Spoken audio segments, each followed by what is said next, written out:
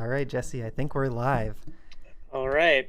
And Hi, everybody. Hello, early adopters to the video. if you're in the chat, please let us know. Can you see us okay? Can you hear us? Is everything looking good? All right, looks live to me. So I will try to follow some chat, try to follow the matches on chess.com. I'm looking forward to this event. We have JD from our Discord and PT Smooth from our Discord. So facing off one against the other. It'll be a good match. I think they're pretty close in rating and skill level, so it'll be fun to see who comes out on top. Yeah, and obviously with the pandemic, these players haven't been playing over the board. Um, but Peter's an expert level player from Minnesota. JD has not played a ton of USCF games, but he's already around 1800. And every event he plays in, he goes up. And both of these players have been working really hard on their chess. This is going to be an exciting match. I'm happy to commentate with you, Jesse, and I'm really excited to see how this goes. Yeah, likewise. And one thing that we're going to be doing for this whole match is we're going to have our engines off so we can kind of get our purest thoughts on how the match is going, different ideas, and in the position. So that'll be fun. Yep, and this is going to be two games of 30 plus 5 time control. They're going to switch colors at the break, and we're going to do like a 3-minute break in between games. JD asked if there could be a little break. I said, yeah, that sounds good. So I think we're ready to go, and I will just kick off the match for them. I'm just telling them Alrighty. we're starting. And it looks like PD Smooth has white in the first game. Is that right? Yes, that's right. Okay. Let's see what we're going to get out of the opening. I mean, he's been playing the Kali system for a while. Okay. Um, I don't know. Like, he played e4 against me in the simul, though. And it was like a perk defense game. He ended up just crushing me right out of the opening. So Oh, I'm very curious to see if he mixes things up or not. Okay, it's still saying PD Smooth is not in live chess.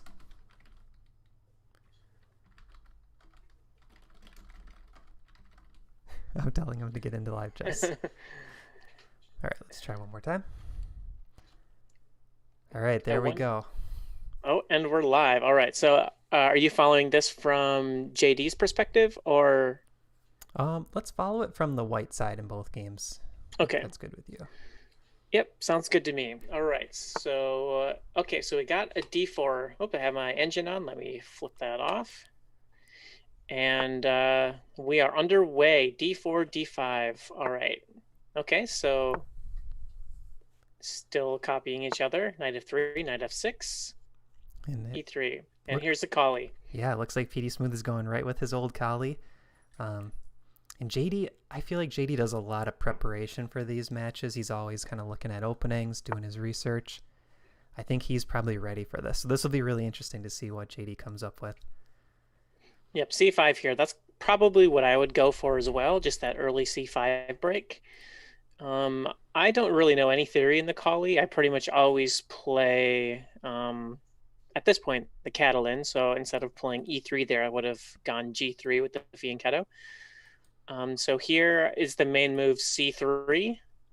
I believe so. I think White wants to go c3, bishop d3, Yep. get castle, knight b to d2, and kind of go for that same setup every time. I believe PD plays a variation with pawn to b3 at some point, but he's got to be Okay. careful. Like, the timing of b3 matters. If you play b3 too soon, it can actually kind of open up these dark squares pointing at the king over on the queen side. So I don't know the best move order here for PD. Probably c3, like you said, first.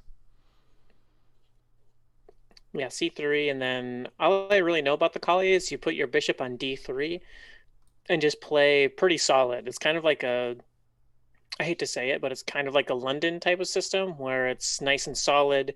You're not really pressing theory for a wonderful advantage or anything. Oh, so he goes bishop d3 immediately. I like how you're afraid to compare a system to a Kali or to a London, uh, because you don't want to offend the other system. Yeah. Like, the Kali's nothing special. The London is probably even a little bit stronger than the Kali, I would think. Oh, yeah.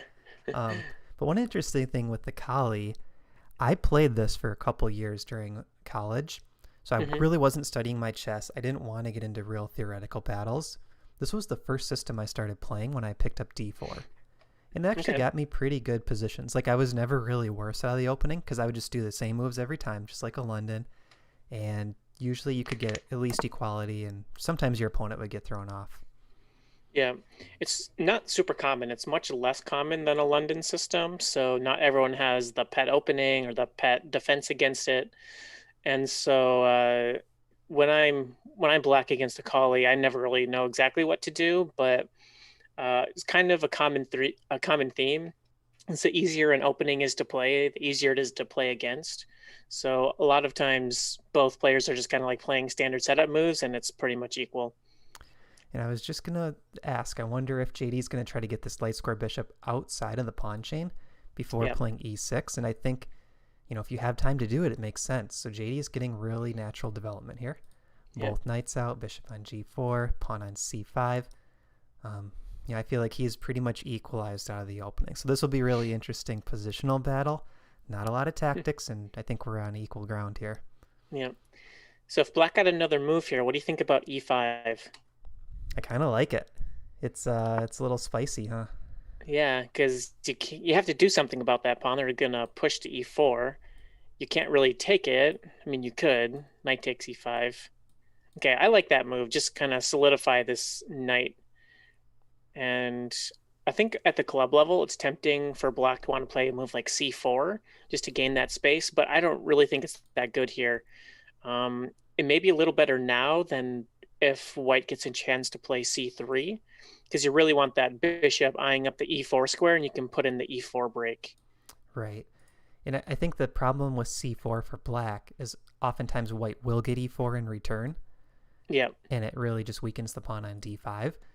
But if JD's able to play c4 and clamp down on the e4 square, that could be a nice way to gain space, and then he could go for this queenside pawn push with b5, b4, and start attacking on the queen side.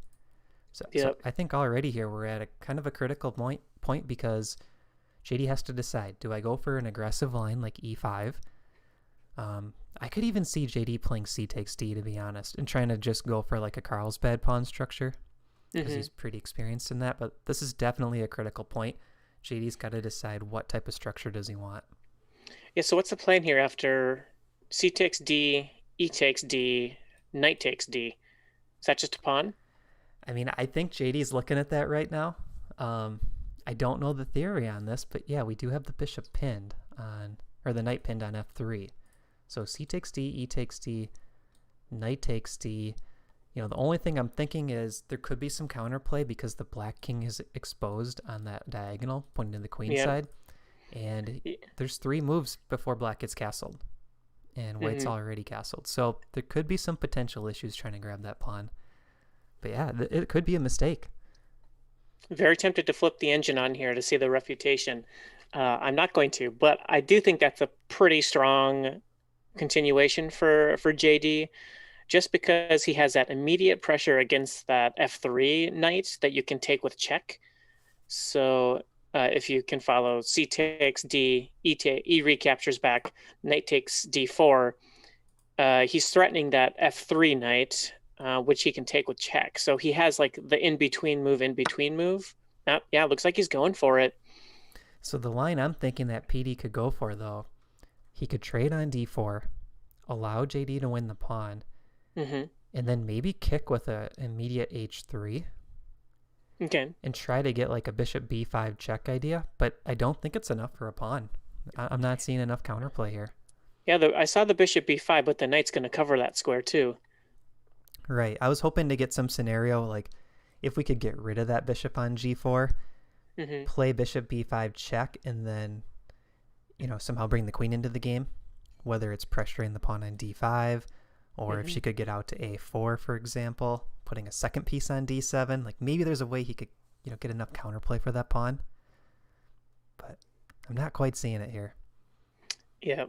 And maybe the best move here is just like knight b3, and you can recapture with the bishop.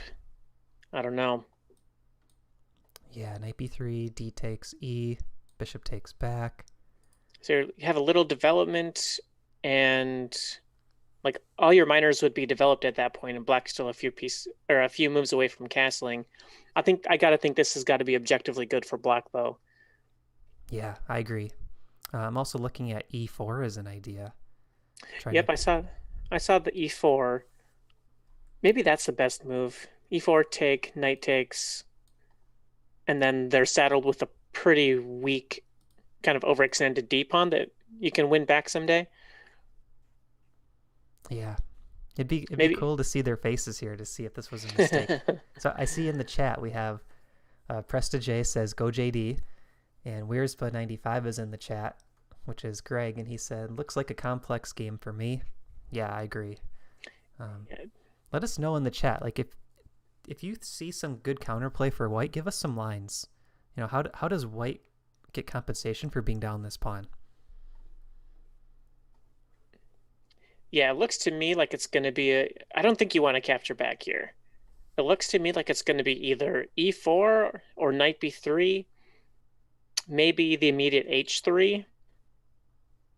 I was looking at h3, but it might be another pawn sacrificed. If h3 d takes e, Sure, because black's ready to take the knight on d2 and the pawn back on g4. takes back. Okay, so knight takes d4 here is expected. Yep. I think this was a mistake. Here we see h3. Yeah, h3, I felt this was probably the best. I think white should go for that play on the diagonal.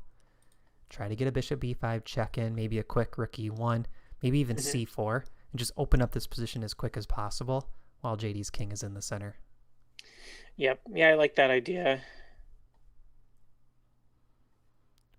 Bishop takes. I'm trying to think if bishop takes knight makes more sense, or knight takes knight. Usually you want to keep the bishop pair, and I think there could be a good reason to have that light square bishop ready to go back to d7 even. Like if JD wants to play really solid, he could go knight takes f3, knight takes back on f3, and then even bishop to d7 possibly would be a really solid way to play it, followed by e6, get the dark bishop out, and castle. Here's what I'm looking at. So knight takes f3 check, knight recaps back, bishop h5 keeping the pin, and then you have an e5 type of move to come. Then e4 someday, exploiting that pin. Okay, so Although you can swing a rook or a queen to the e file and pin that pawn, so it's not quite as strong. yeah, and one thing I want to do in that line is I want to play c4 right away and try to get my queen activated out to a4. So knight takes, bishop back, c4. If you take, I'm going to start with queen a4 check, I think. But Okay. I feel the eval is probably like half a pawn for black. It's not a full pawn up because white's got some play, but I don't think it's worth a full pawn. Yep, I would guess it's most of a pawn. Yep. So he likes your line, bishop all the way back to d7. Yes, very solid line here. I think he's probably going to go e6 next, bishop e6, or maybe c5, castle, bank the pawn, and play the middle game. All right, so looking at it from white's point of view, how does white create some counterplay here? So after e3, maybe a move like, yeah, maybe you want to immediately pin that e6 pawn, so rook e1, or I guess after e6, maybe you want to pin the knight, bishop g5. And yeah, white has a move here too, so we can do something before black plays e6. Oh, yeah, I suppose it's white's turn. One thing I was thinking is, what do you think about c4 again? I'm just, yeah, c4. It's a good move, just kind of going after that most extended pawn. And take, you can take back with the bishop, and that's looking like a pretty nice bishop. Yeah, pointing at f7. But I think JD could still just do e6 there. Take. Oh yeah, that's true because he can recapture with the knight and save his pawn structure. But my feeling is if you want to apply pressure quickly to black's position, you have to go c4 here. Either right away or start with maybe bishop g5 or rook e1, planning on playing c4 next. Yeah, I also saw this move, knight e5, just kind of pestering that bishop. But I don't think White's going to be too upset if we just take the bishop and he recaptures. Or sorry, I don't think Black's going to be too upset. Yeah, so it looks like maybe the plan here is JD will play e6. I think PD will take d7, either right away or maybe wait a move. Queen takes back, and then PD's going to play for the bishop pair advantage. So I actually kind of like this decision by White. Mm-hmm. Um, play for the bishop pair and still go for that c4 break, because if you get those bishops in a wide open position with a slight lead in development, maybe they can apply some pressure to black's position. Yeah. I actually maybe would want to throw in bishop g5 here and just have that little threat of if you take the bishop, there's not a great way to take back. Although, I don't know, do you really want to chop the knight for your nice dark square bishop? Probably not. Yeah. Yeah, so maybe the immediate take followed by c4. Unless, is there any advantage to delaying that capture? Like if we go c4 first, bishop d6 though is coming. Yeah, probably no reason to delay it. Queen e2 is another idea. Yeah. Also bishop g5, putting a pin on that knight.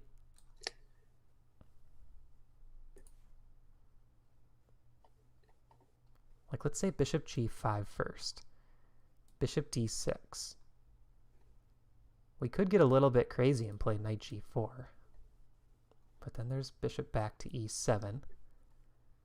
It feels like JD's position is just too solid. Like we can't immediately punish black's position here. Castling is going to happen. Yeah. Yeah, I don't think there's any way to prevent castling. Um, it almost seems like knight takes d7 is helping black out a little bit because you get your queen off the back rank. Yeah. But like you said, you get the bishop pair. And I guess that bishop isn't going anywhere in d7. Maybe we don't need to be in such a rush to take him. Mm-hmm. Unless the bishop goes to c6. It looks strange, trapping the bishop between two pawns, but JD could prepare to take back with the b7 pawn. Yep, that's true. I think that would maybe make c4 a bit more intriguing. Like, go for c4 right away. Yeah, maybe not. Yeah, to me, c4 just feels right here. Like, what I want to do is play c4, trade off for the d pawn, get the queen out of the way for white, and put a rook on d1. Because even though black is up this pawn, it's going to be the pawn on e6, which blocks in the d7 bishop. And also the black queen might be a little bit low on squares. Like we could harass her with the dark square bishop, put a rook on the file that the queen is on, and we also have the knight just parked on e5. Mm-hmm. So to me, that looks like the strongest plan. c4 and getting the queen out, whether it's queen to b3, queen f3, queen e2, and then very quickly get a rook over to d1. Yeah, I like that. And I think the more I'm looking at it, the more I want to delay this bishop capture. Knight takes d7. Just because the knight's already so strong there, the tension I feel like is favoring white, and we got to get developed. I think my move here would be bishop g5. Either bishop g5 or c4. Or b3. Oh, surprises us both with b3. I like that though, because that's gonna be a really strong bishop on this diagonal. Yeah, so he's definitely playing the long game here. Not trying to punish black quickly for delaying castling. Mm-hmm. Bishop b2, and both bishops point at the king side. So he's going for this king side attack. I do like that as well. That's a nice looking move. Yeah, maybe like a queen h5 someday when the knights are not guarding it. I think bishop c6 here is probably going to be the move. Develop and hit that pesky knight. And I think you should. Okay, here's something crazy. Okay, there it is. You could consider f4 here. Fianchetto your bishop. Okay, just gonna fianchetto right away. I like that too. Yeah, because if we look at the two black bishops, the one on d6 is the stronger bishop of the two because it works Hmm. with those black pawns on the light squares. So by waiting on this trade, the knight takes d7 capture, PD is saying, okay, it's completely fine if you want to take the knight on e5. I would much rather have your dark bishop for the knight. So yeah, that knight's just going to sit there and be annoying, but I think the downside of waiting to capture on d7 is the bishop c6 move could potentially be played. Bishop c6. Yes, that's true. Okay, but Hey, now this is this is looking better for white now. He's getting some play for sure. yeah. I was wondering if you would want to capture there, forcing black to capture back with the knight. Otherwise, you'd allow bishop takes f6 and really mess up the pawn structure with like a quick queen g4 check. Maybe it's nothing. But yeah, Yeah. I like this approach by PT Smooth. He's seems like he's doing a good job not panicking being down a pawn. And I'm actually curious if this is like part of his theory or if he's seen similar positions because we just went from saying black was almost up the full pawn, and now I'm thinking white has full compensation for the pawn, just in a few Thanks. moves. I would bet that black is still a little better here. Do you want me to peek at the eval or should we go cold? Yeah, you can peek at it. That's fine. All right, let's do a quick guess for what we think the eval is. Okay, put it in the chat too, guys. What do you think the eval is here after queen f3? Do you have your guess My ready? Yeah, my guess is zero point 0.7 for black, so negative zero point 0.7. I'm going to go with point 0.3 for black. Okay, let me see if I can figure out how to add the engine back in. I see in the chat Felipe said, we need an introduction for this match like John Cena. I was thinking that. Actually, I was going to try to recruit Birdsell. I feel like Birdsell would have a great announcer voice. He could do like a little snippet. Introducing with the black pieces. Fighting out of the blue corner. Yeah. All right. Final eval. Matt's right. It's basically zeros.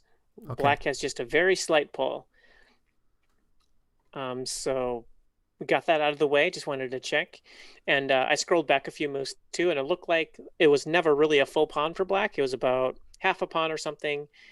So it could be something in prep for white, but I kind of doubt it. I think it was just a mistake, but white has found a nice way to, like you said, get some counterplay going.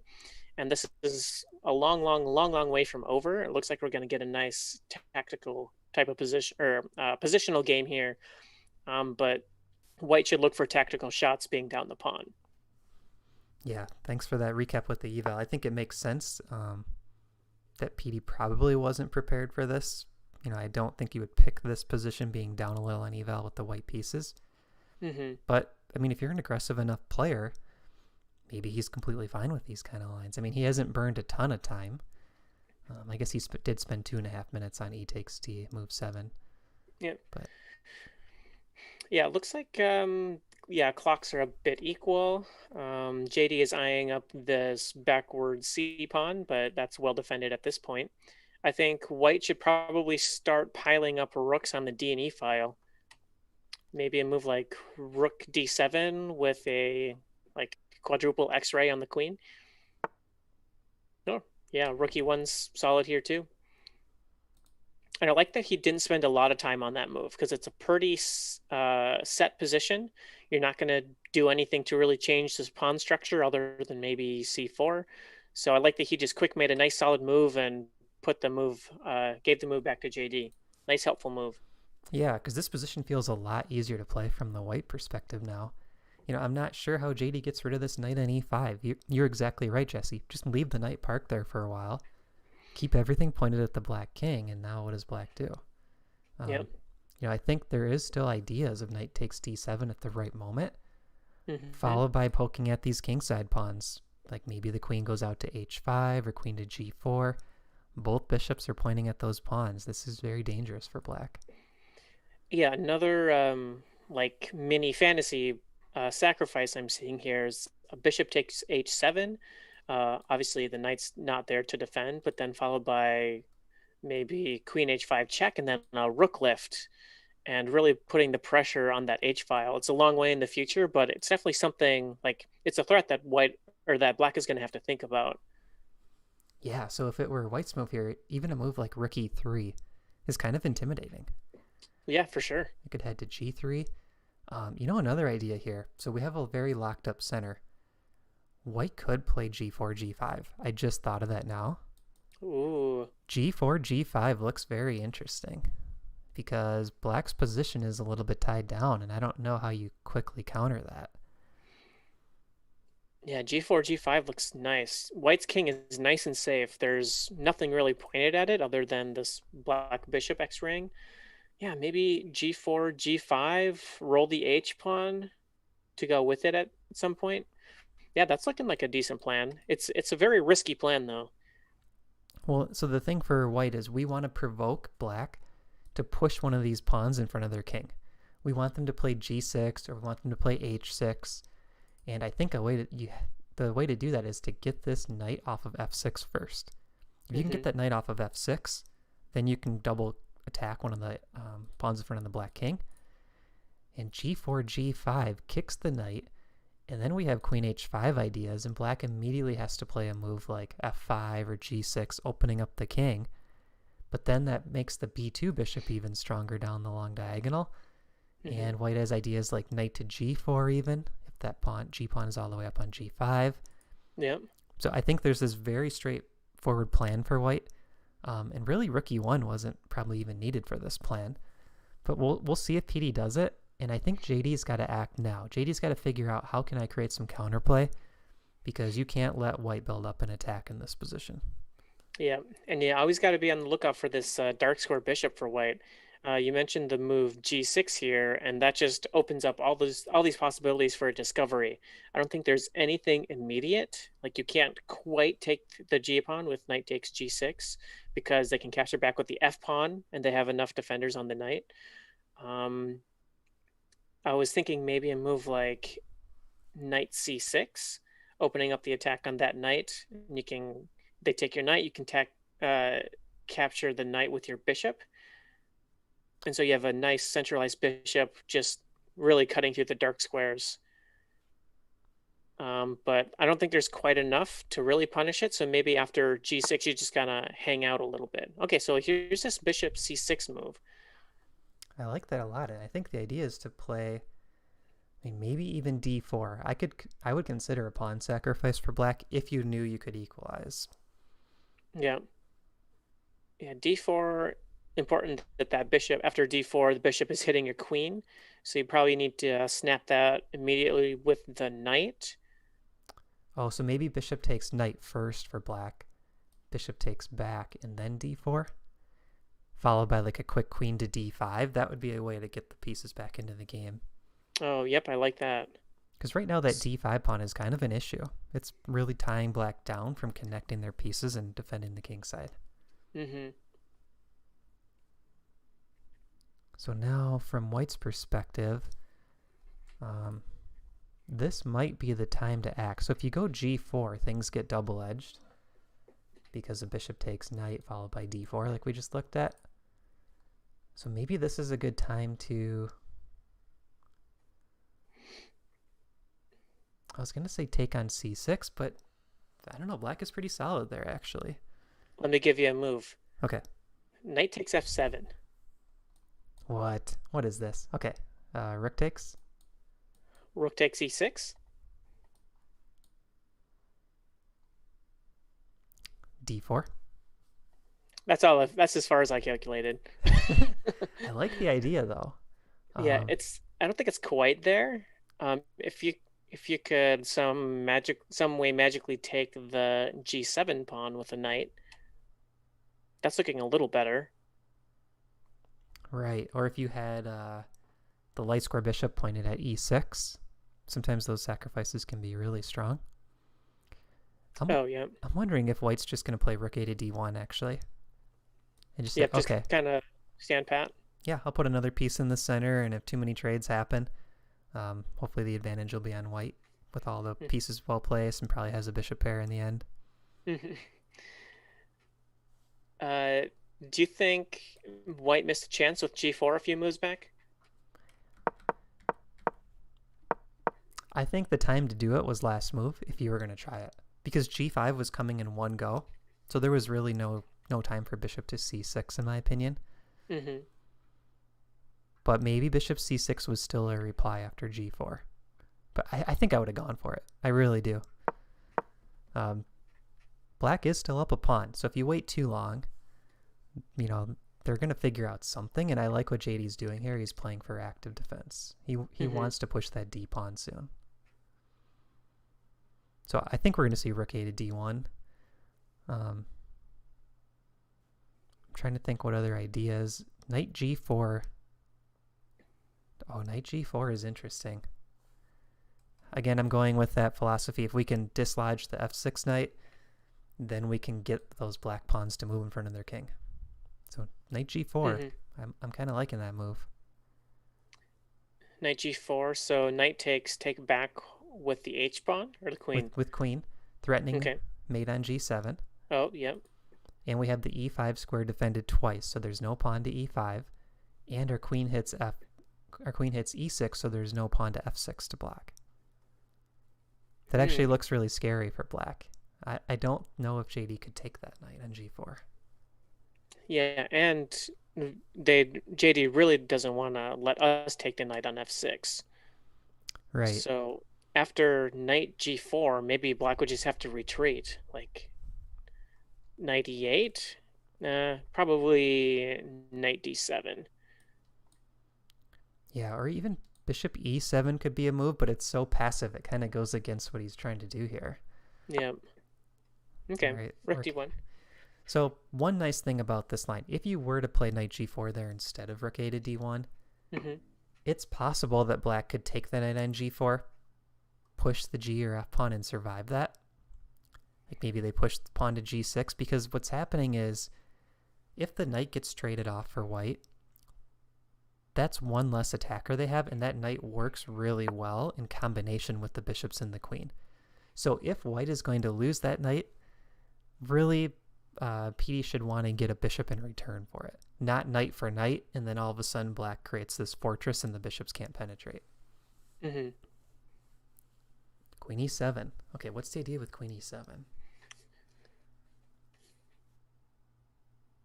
I'm not sure. Yeah, maybe it wasn't more than just connecting the rooks.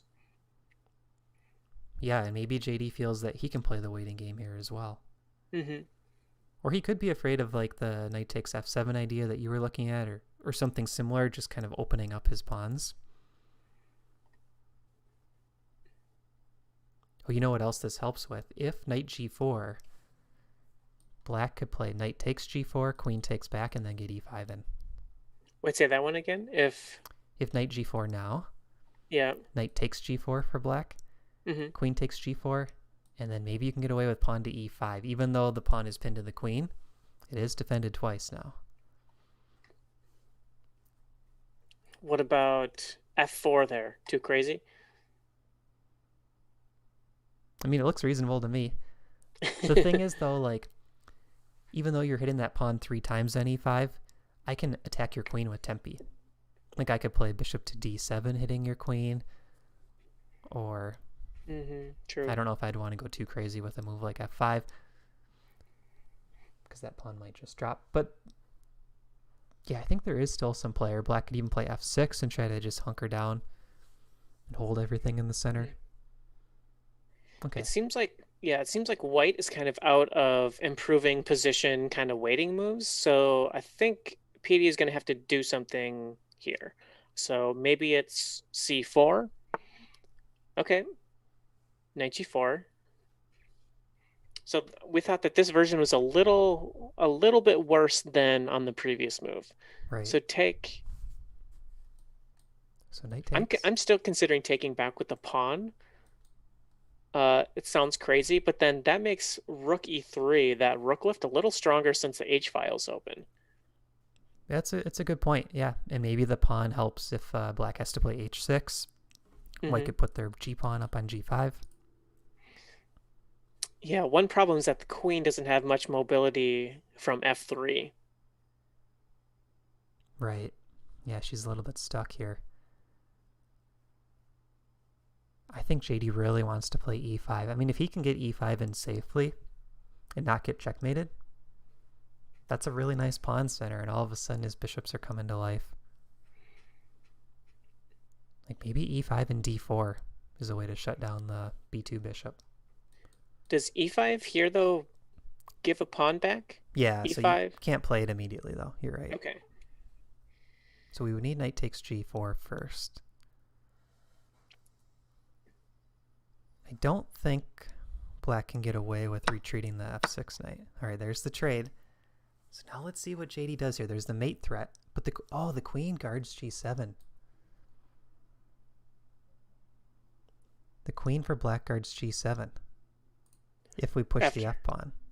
Oh, yeah, so like f5 here. Yeah. Yeah, that's a nice detail. What about, yeah, f5 really locks out the light square bishop too. That's a solid move here. Is there bishop takes f5, rook takes, queen takes, pawn takes, rook takes, queen? No, we're I think gonna that's just it's a fancy trade. Do we down win a a pawn bishop. out of that? I think we lose a bishop actually, Oh, yeah. because we lose that first Mhm. bishop and we're not getting a bishop back. You're right. All right, but now we're seeing a lot of tactics. Wait, wait a minute. Go ahead. We're still threatening mate on g7. Queen guards though. Oh, so bishop takes, rook takes. Oh, yeah, we have to recapture with our queen. Yeah. Oh. Bishop takes, rook takes e6. Oh, that's interesting. Bishop takes, rook takes e6. Oofda. Queen can't move. And we're gonna win the rook back. Yeah. Wait, what about queen f7? Queen f7. Oh, but the bishop on d6 might hang. Oh, true. And if the I rook think on that works. e6 moves, our queen hits the c8 rook, which Oh is man, yeah. undefended if the f5 rook is gone.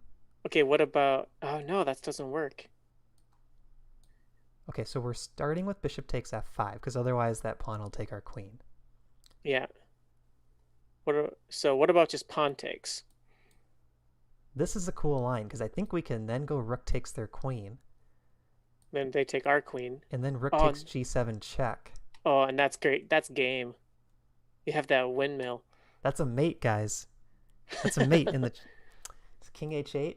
Rook moves backwards, and black can only block with their bishop and rook, and it's going to be a mate.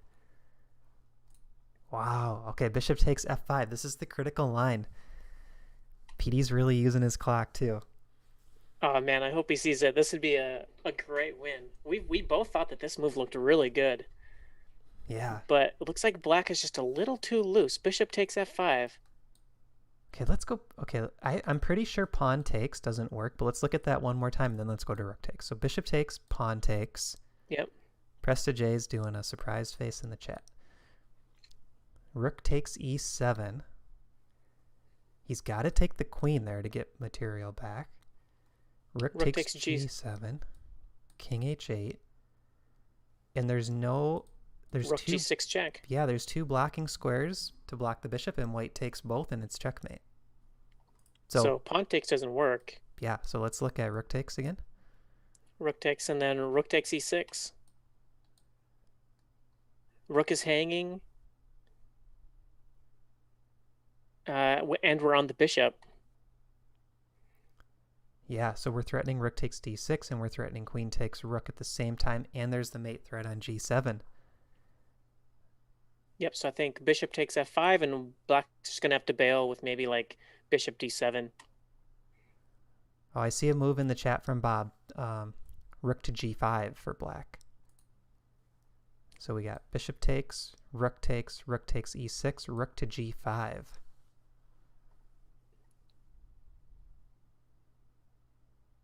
That looks pretty good. Dang it, Uh, Bob. Okay, that's a great move. nice move, Bob. Okay, so rook to g5. If we take their queen, they take our queen. We It's take the rook. it's possible there we could get away with bringing the rook back to e6. Ooh, goes for it. Okay, this is going to be good. I think, okay, let's look at this line again. Rook takes bish. Yep. Rook takes e6. Rook g5. Let's say I take your queen on e7. You take back on g4. Now, I do have your rook attack there. I'm down a bishop for a pawn. So what if I drop the rook back to e6? Oh, wait. Oh, rook g6, though. Rook g6 is good. Hmm.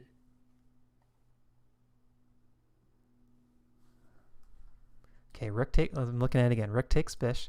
Rook takes Yep. e6. Rook g5. This is the point where we have to try to find something.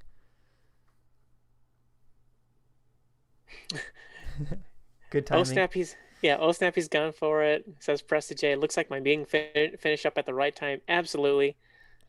Great time for me to have lunch and watch properly. Oh man, you guys joined at the exact correct time. What a move. Good job, PD Smooth, finding that move.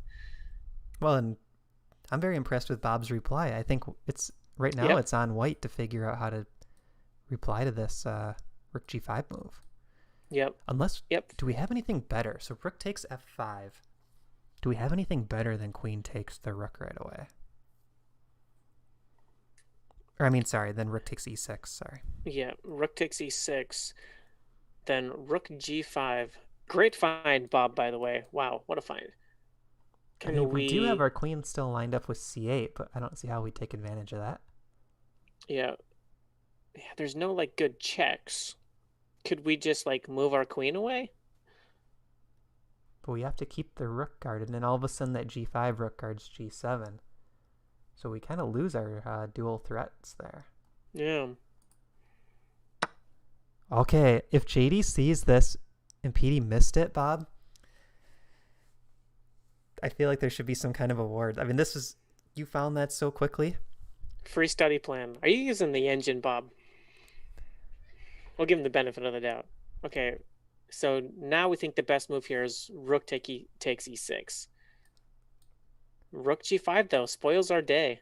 And this is one of those lines where sometimes you calculate it out, you think it all worked, you're trying to balance your time, but then you get to this point, and maybe now he sees it. Oh, he's going for it.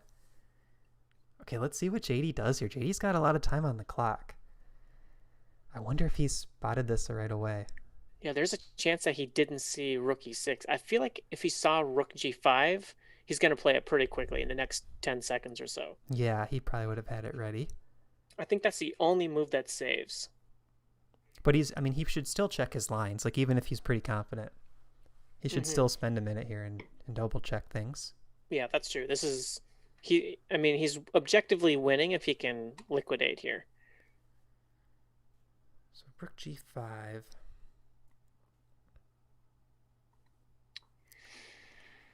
Oh, I'm not seeing anything. Bob's been doing his puzzles too. Okay, does anyone see a good reply to rook g5? Type it in the chat. If you have a good reply to rook g5, I want to hear it.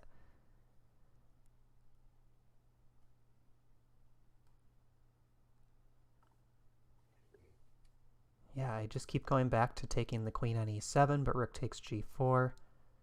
And that rook is ready to come back to g6 to defend the bishops.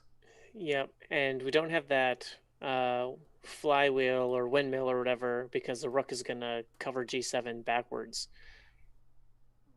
Yeah. So wait, what about... Go ahead. What about... plays it. Wow. Clutch move. Okay, so take the queen, take our queen. What about rook e6 there? So that's what I was looking at, but then there's rook g6, which I think saves the day. And JD's up 2 right now. What a find. Rook g5. Man, really good finds. Yeah, I think PD's probably going to go in the tank here because he didn't see rook g5.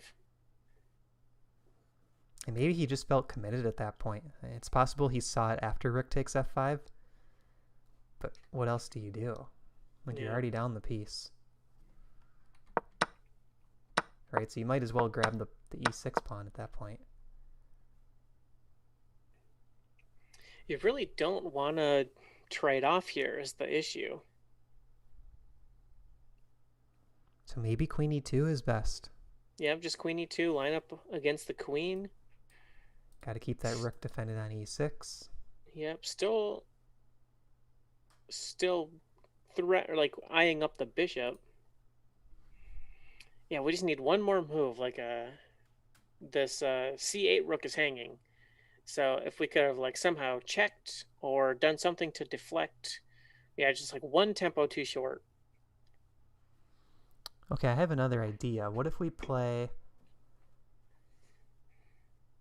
the queen to h4? Allowing queen takes e6 and then queen No, what takes... about rook takes g2? Oh, you're going to take that with check? Yep, win the queen. Okay. Sorry. I'll take a sip of coffee. Bob agrees with you. Rook takes g2. Yeah. We can put our full trust in Bob after that crazy find. Rook g5. I wonder. I bet that neither player saw rook g5 until these moves are on the board. It'd be really interesting to ask them when they saw rook g5. Yep. Because I agree with you. I don't think either player... Like, it's possible PD didn't even see it until it was played. And I don't think JD saw it until this move 19 when it came up on the board. So I'm still trying to think, what's the best way for white to get some compensation for the 2 points? And rook takes g2 is always in the air, so queen e2 almost feels like it's forced here. Yeah, unless you want to just trade down. So rook takes queen, rook takes our queen. I just don't see anything else. But with the queens off, that's like... Yeah. No chances to even draw. I feel like black is just in complete control there.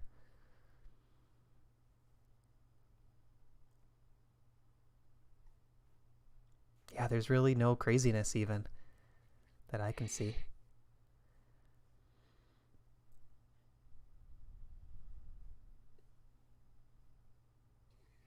Yeah, there's no way to like cut off the black's just too fast. He has one move to do everything. I think, yeah, queen e2 and just say that should have worked. Yeah. I was trying to get creative with rook takes e7, rook takes g4. Could I put this rook somewhere strong while we have h takes g threatened? But everything is just covered. Yeah. I was actually looking at rook to d7 as a weird idea. But even rook g6 is a really good reply. Rook g6 and our rook is trapped.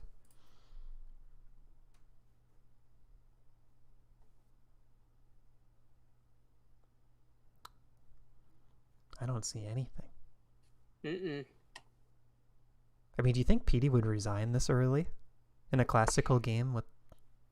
Okay, queen e2. No, yeah, I think queen e2. Yeah, Pressa J says he has nothing too.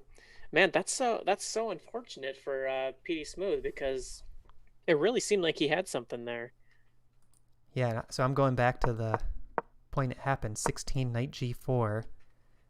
It was 4 moves deep, finding rook g5. But that's really nice line. So knight takes g4, queen takes f5. So really, I think the mistake by white was 18 bishop takes f5. I mean, maybe it's a mistake to go into this line even, but the move that really probably lost the thread was bishop takes f5 on 18. Yeah. Because that's just losing the piece for the pawn. It's so unfortunate. Makes f5 such a good move if you can't sacrifice. Right. Yeah, so maybe maybe knight g4 wasn't even best. Like if this whole sequence was good for black. Oh yeah. Or h takes g on 17, like you mentioned. That would be an improvement. Blocks f5 and still keeps the bishops lined up. All right, so back to the game. Queen e2 after 4.5 minutes. Think. I think that's the right call. And we see queen f8. And there are definitely some tactics here, but I think PD needs to get that d1 rook in the game as soon as possible. Yeah, I'm looking at it's trying to sacrifice the rook. Rook takes d6 here, but there's just nothing. Black has two undefended rooks. And the bishop is a little loose on d6, and there's like queen e6 check ideas if the rook moves. So there's still some stuff in the air here. Bob, let us know if there's a winning tactic for white. There could be something. Rook. I kind of want rook d3 or rook d4. Those jump out at me at first glance because I don't think black is threatening anything here besides pushing the d pawn. Bob said he's looking good. Like pawn d4 right now is an idea for JD. That's got to be what he's thinking. Yeah. So I kind of like rook d4. I see there's a rook e8 plan for black, possibly. Yeah, that's true. There's no real way to prevent that either. Like rook e1, just still rook e8. Oh wait, no, that doesn't work. Oh, rook e1 could be a good move. Just triple on the file for now. Yeah. I was thinking he had three defenders, but just two. So yeah, maybe rook e1. d4, can't you just take it? Well, there is rook takes g2 ideas. Oh. So like rook e1, d4. Okay, he's just shutting that down. A bit of a slow move, though. I mean, I'm looking at bishop c5 even. Black still has to be careful. These rooks are loose. Wait, why bishop c5? Oh, never mind. Just trying to trade, I guess. Yeah. Because now I do like this bishop d4 move. Because now what PD is saying is, okay, you have this c6 bishop that's just trapped back there. And your king's a little bit exposed, and I have active pieces still. So I really do like this bishop d4 move. What about bishop d7 for black? Yeah, that might be the strongest reply. Forcing rook e3. Yep. Oh, and then there's queen f4. Okay, JD's on the offensive now. I like this move a lot. Bishop d7, rook e3, and then let's play queen f4. More tactics for black, Bob is saying. Yeah, I agree. I think the tactics now are favoring JD. Queen f4 right away could even be a move. But bishop d7, I don't really see any downside of doing that.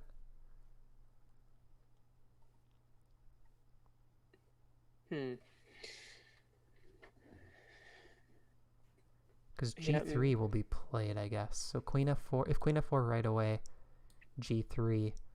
I don't think the sack rook takes g3 is good enough. But it is a little bit scary for white, actually. Yeah, and it's not really a move you want to play when you're crushing over the board anyway. Yeah.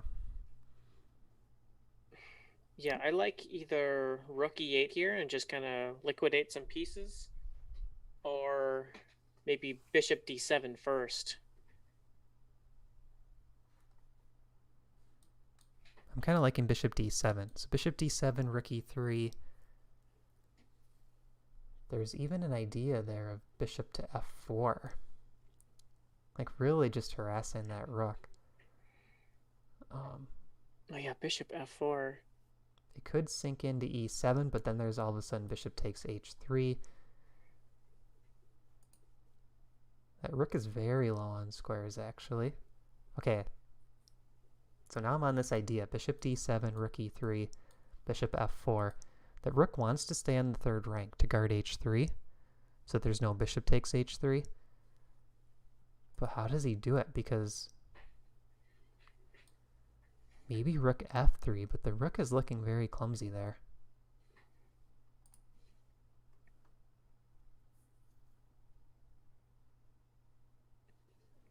I mean, here's an idea that looks strong that's pretty simple for JD too. Bishop d7, rook e3, bishop f5. All of a sudden Bishop. saying, that's my worst bishop. I'm going to put him on the best square available, and maybe I'll even push him onto e4.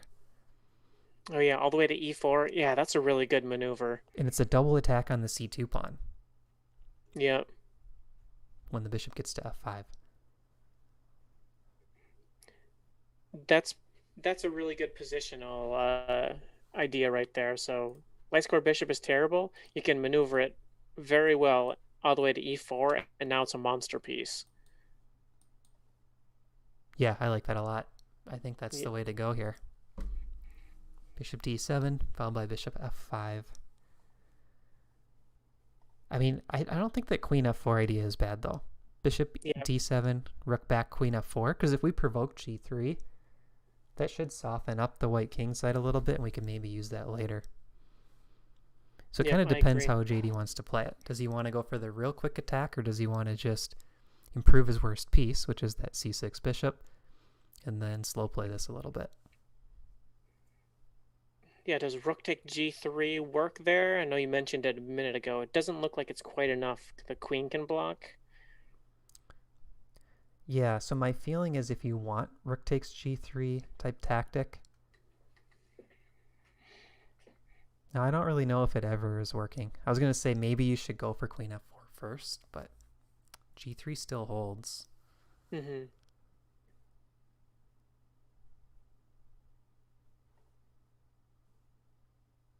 Okay, JD's spending a lot of time on this move. I think didn't he have like 11 or 12 minutes? Yeah, I think 11 or so. So I think he probably should have picked a plan a bit quicker and gone with it because there's so many good moves here. Yeah.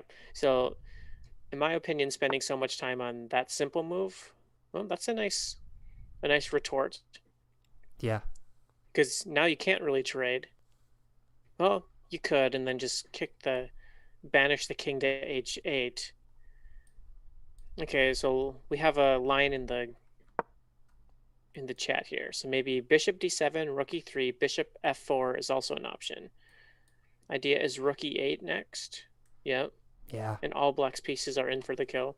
I Yeah, agree. we were looking at a similar line like that, Lawrence. But yeah, I like that a lot. Because I think this extra trade of rooks that JD is offering was not necessary. And even though the general rule is to trade down when you're up, JD still has to improve this bishop. So I think it was important to improve the bishop first. Because now in the game line, the black king is still exposed, right? So in terms of, probabilities, what are the chances of winning, I think PD still has some chances here of coming back because his pieces are so active and the black king is exposed. Whereas if JD would have done bishop d7 first, and then like Lorenz said, maybe bishop f4, hitting the rook, it really kind of put PD back on his heels and let JD get all of his pieces on good squares. So now we see king h8. This is just like begging for a back rank tactic. If that bishop on c6 was gone, there could be a queen takes d6 idea here. Like, that just shows the potential for a back ranker. Yeah, for sure. I'm trying to think if we can, like, increase the pressure on the g7 pawn. Like, what if we push the h pawn up the board? It looks crazy, but there's always rook g6. Yeah, I agree with Laurent. So he's saying Yep, same. same is probably still within the margin of error for black playing this way, but you want to think about the practical difficulty, and that's something that a chess engine won't tell you, right? So currently chess engines just look at best play, but you want to think about how difficult is a position to play for the opponent, because that'll increase their blunder rate. Okay, h4, I'm not really sold on it. Rook g6 is a good reply. But how do we create something here for white? Where's PD going to go with the old plan and kind of just make a small improving move? Yeah, I mean, what even is a small improving move? C3? Good, very good question. Maybe rook up somewhere. Oh, there's Okay. h4. All right. I mean, maybe that is the small Yeah, improving move. Rook yeah, g6. I don't hate it. Because the problem now for JD is the trades aren't so easy. Um, he's got to keep thinking about back rank mate. Yeah, although now he has two pieces on the F file. Hitting f2. Yeah, F2 is defended by the bishop, so nothing immediate. What about... no, I was going to just sack with H5, but it doesn't quite work. Okay, But but just go for it with G4. I think maybe g4. Okay, because there are bishop takes g7 check tactics you got to watch out for. Mm-hmm. Things are very loose for black. The queen is guarding two pieces that are already attacked, and the bishop on c6 is not in the game. So kind of going back to Laurent's point about practical chances, I think PD is doing a great job keeping practical chances on the board. And probably what he should go for is a time scramble, right? If JD's time can Mm-hmm. get low enough, get JD down under 2 minutes or so with just the 5-second increment, anything can happen in those positions. So G3. Yeah, I really like G4 there with H5 to come and then H6 because that G pawn is pinned for black. Yeah. I think what he's trying to do actually is pass, and just say, Yeah, JD, how let's you see gonna what beat you me? do, and maybe you create a new opening or a new target. Yep. Because I bet if it were PD's move again here, and it is, he might play C3. Like you might Mm-hmm. just see him bust out a move like C3 and say, okay, I'm just going to defend that bishop on D4. It's your move again. Or like rook E2. Yeah, or rook E2, king G2 even. There it is, C3. So we got a little bit of a waiting game here. Okay, let's think for JD's perspective. How do we get some trades happening? Queen About F7. There's Queen C8 check. So it doesn't. bishop D5. Nope, not quite. Bishop where? I, Oh, was, I said E5, but maybe C5. I think that forces a trade. But no, because that hangs the rook. yeah. Bishop takes, Queen F5. Yeah, it's hard to manufacture these trades when your pieces are kind of loose. Okay, how about H6 for black? No, Queen takes H6. Okay, we got to be careful here. Oh, queen takes H6. That is nasty. Like, I wanted to free some room for the king. JD's a bit stuck. Rook F7. Okay, Yeah, H5. Oh, maybe Rook E7 is his idea. Okay, Rook E7 is the idea. uh-oh. Who's missing something here? Okay, there is bishop takes G7 check in the air. Oh, crazy line. Rook E7 H6 Oh, and you can take with check. with Oh the man, pawn. Oh man, okay. This is that's getting really dirty. this is messy. Rook E7 H6. Please, I want to see that on the board. And King G8 is not a legal move because the rook is already moves, and the Mm-hmm. take is coming with check and winning the queen for a bish. Oh wow. Okay, so what about Queen E7? There's still Queen F8 check or Queen C8 check.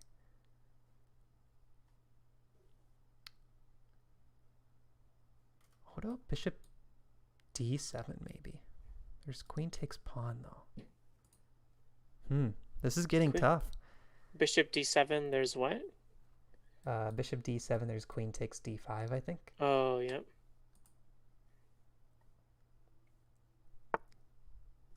Yep, take the pawn. That's something. Unless there's a way to go for more, which would be kind of crazy. No, I think you just take the pawn. Okay, but it does free up that light square bishop. We were just talking about that being the worst piece. Yeah, bishop right back to C6. This could be an improvement for JD. Yeah, that's true. Just a nice pawn sacrifice there. Ah, man, it's almost back rank mate if not for the bishop. Although Don't tell me they're gonna repeat. no, they're not going to repeat. I mean, they might. Bishop D7. Okay, if I'm black here, I think I might be okay with the draw at this point. Really? Up a piece? For two pawns, and White's got, look at the play. I don't know. White's got a pretty exposed. I mean, Rook takes... No, there's no rook takes f2 still. I don't know. I think I'd rather be white here with just the time scramble. So bishop d7, you could try queen c4. But then there is pawn b5 kicking the queen again. Okay, JD wants more. That's a nice solid move there. Bishop What e7. about h6? Gotta go for it. In the time scramble. Okay, bishop f6. Take the pawn with check. The bishop on c6 does an awesome job guarding the e8 square. Bishop on f6. The light square bishop guards e8, Oh. which kind of helps Oh. with like any tactic in rook e8 in the end. What is this? Bishop c5. Queen goes to the corner. Why didn't he take the bishop? Queen takes rook. Queen takes a rook. Okay. Okay, but e8 is guard. That c6 bishop is going to be the hero in this game. e8 is still guarded. 20 seconds. What is it? It's a 5-second increment? Yeah. I don't know if he wants to play h takes g. I think it kind of simplifies things. Yep, I agree. Bishop takes back, I'm guessing. Take with the rook. Drop a piece. Okay. Okay, simple. Maybe that c6 bishop is saving the day. It really is. Yep. All the tactics I look at, rook e8 is needed. Okay, there are ideas of... What about rook e7? Nope, bishop covers. We need a Jesse blunder counter. I blundered like my last 10 suggestions. I feel like PD wants something with this f6 bishop, but there's no way to sack your rook for it. Like, you want to kind of go rook f3 and just take. But again, that c6 bishop went from being the worst piece to the best piece. Yeah, just playing defense. Yeah. It's covering the main, like, our only two good squares that we want to attack. f3, e8. This is a problem. But JD is the one spending a lot of time. Take first, think later. Yeah, Laurent, I agree. Oh, is there rook takes bishop? That jumped at me right away. Queen take the rook? And then queen takes the bishop. He's going for it. Is this Queen a perpetual f6 now? check. Oh, he's going this route. Does he see something here? Queen back to g4 check. I bet JD thought he was going to go queen takes rook, queen takes bishop, queen f6 check, king g8, and maybe there's no more checks. Oh, yeah, because the queen's going to cover f8 there. Yeah. But this is different. So now I think this is a perpetual. King g7, queen g4 check. It can't step the king to f6 because there's d4 check, bishop d4 check. D4 check no matter where the king is on that diagonal. Oh, you're right. That's game. This is winning now for white. Wow, what a find. I think this is winning for white. Okay, unless you can go bishop e8 first. Rook bishop e3, e8. queen. Bishop e8 might save it.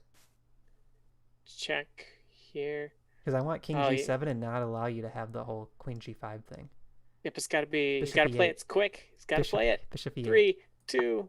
There he it found is. it. Oh, wow, we got a game. Okay, now he's trying to set up the same thing, but he gives JD a move. Yep. I like that move, though. Yeah, how does he guard g4? Maybe queen f3. He's going to flag here, I have a feeling.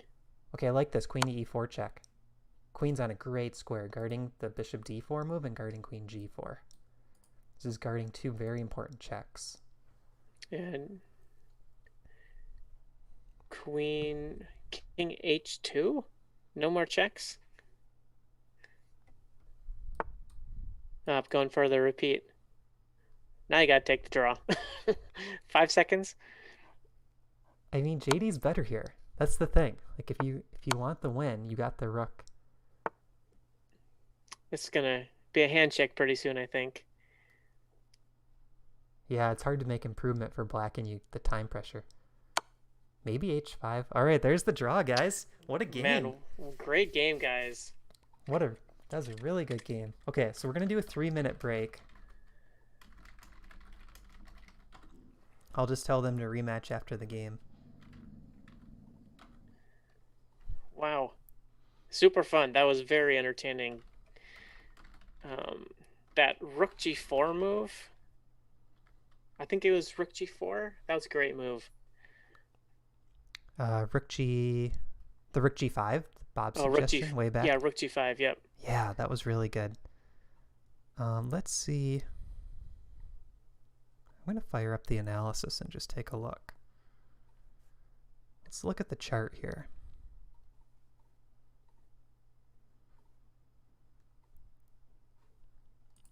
See if you guys can see this with the screen share. Okay, so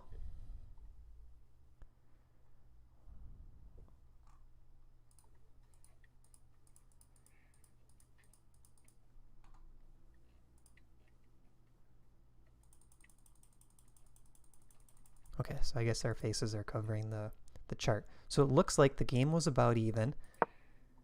Knight g4, knight takes g4 was okay. Queen takes g4, but bishop takes f5 was the big mistake. JD had a 4-point advantage.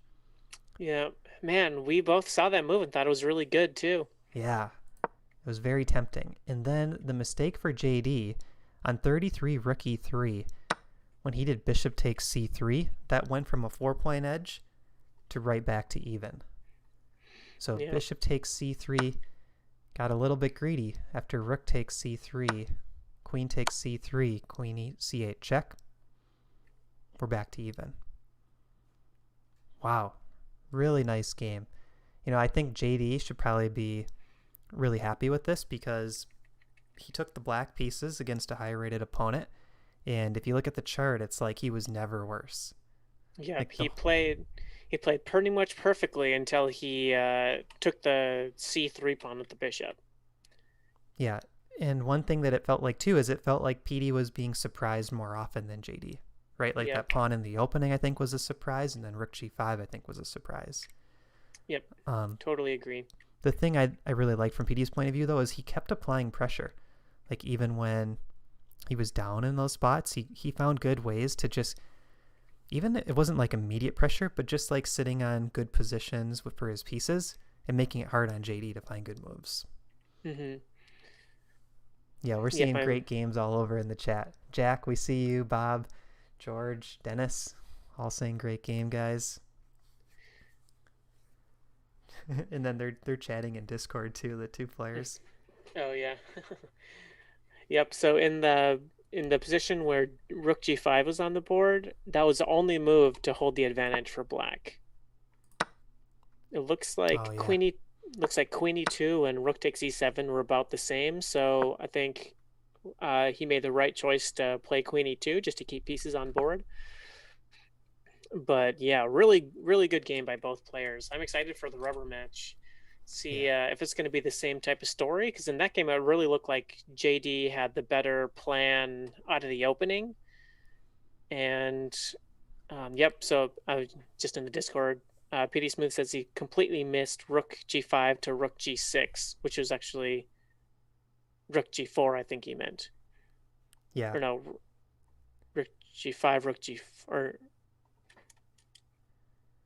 I think that's what he was saying. Just the idea of yeah. rook g5 and then that line we looked at where it was rook takes queen, rook back to e6, so hitting the bishop and rook at the same time.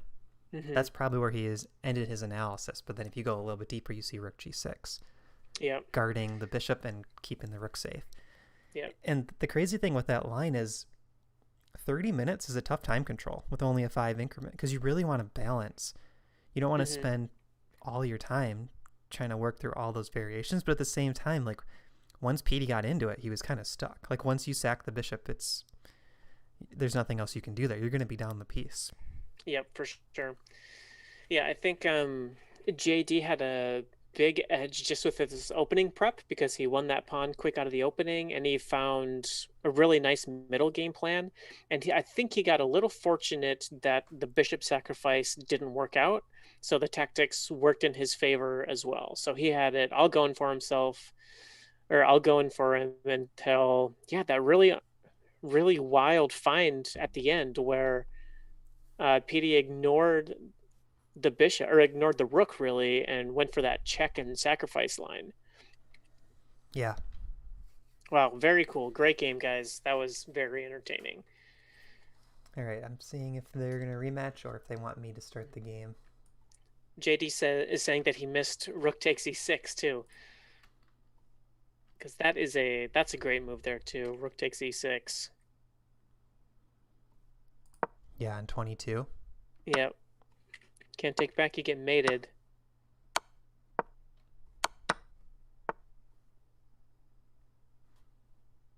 Have they started the next game? I don't believe so. Oh, actually, yes, they have. Oh boy, we got a good one. Okay.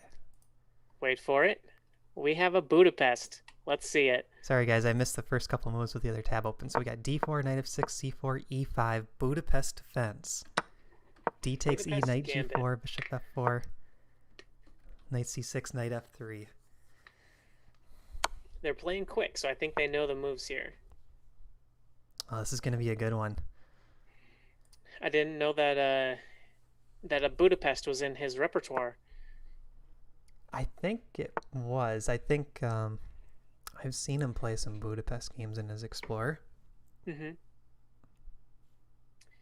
All right, so once again, JD is up a pawn out of the opening, and the Budapest is a pretty pure gambit. It looks like he's going to get the pawn back here, though.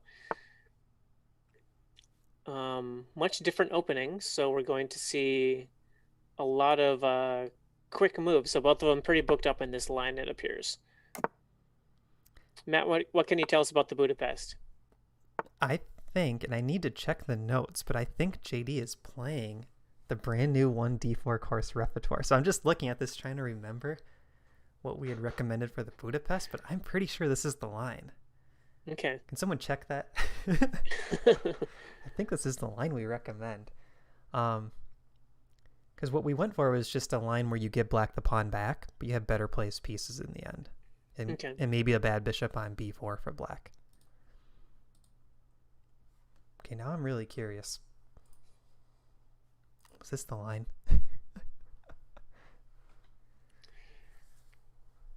If you own the d4 course, let us know.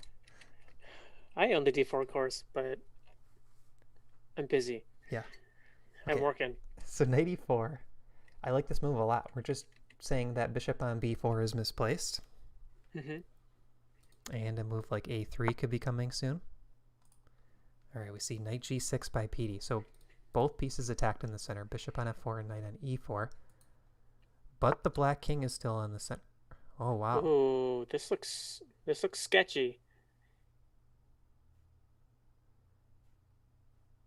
I guess if you take the bishop, they can't take back because your rook hangs. I mean, could you play bishop takes a3 here? Bishop takes a3. Yeah, I just win a pawn.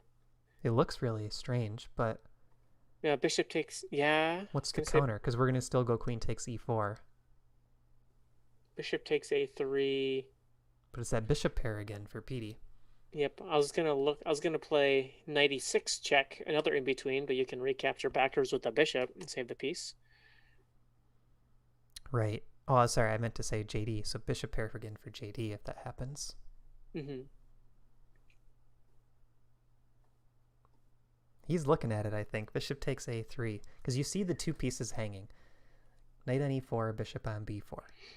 What about maybe even stronger? Just take the knight with the queen, take the pawn, and then you can grab the e pawn. Knight takes f4, take back. Actually, there is an in-between move. Bishop d3, maybe. No, because he's got to think about the open e-file if you take on f4. Yeah.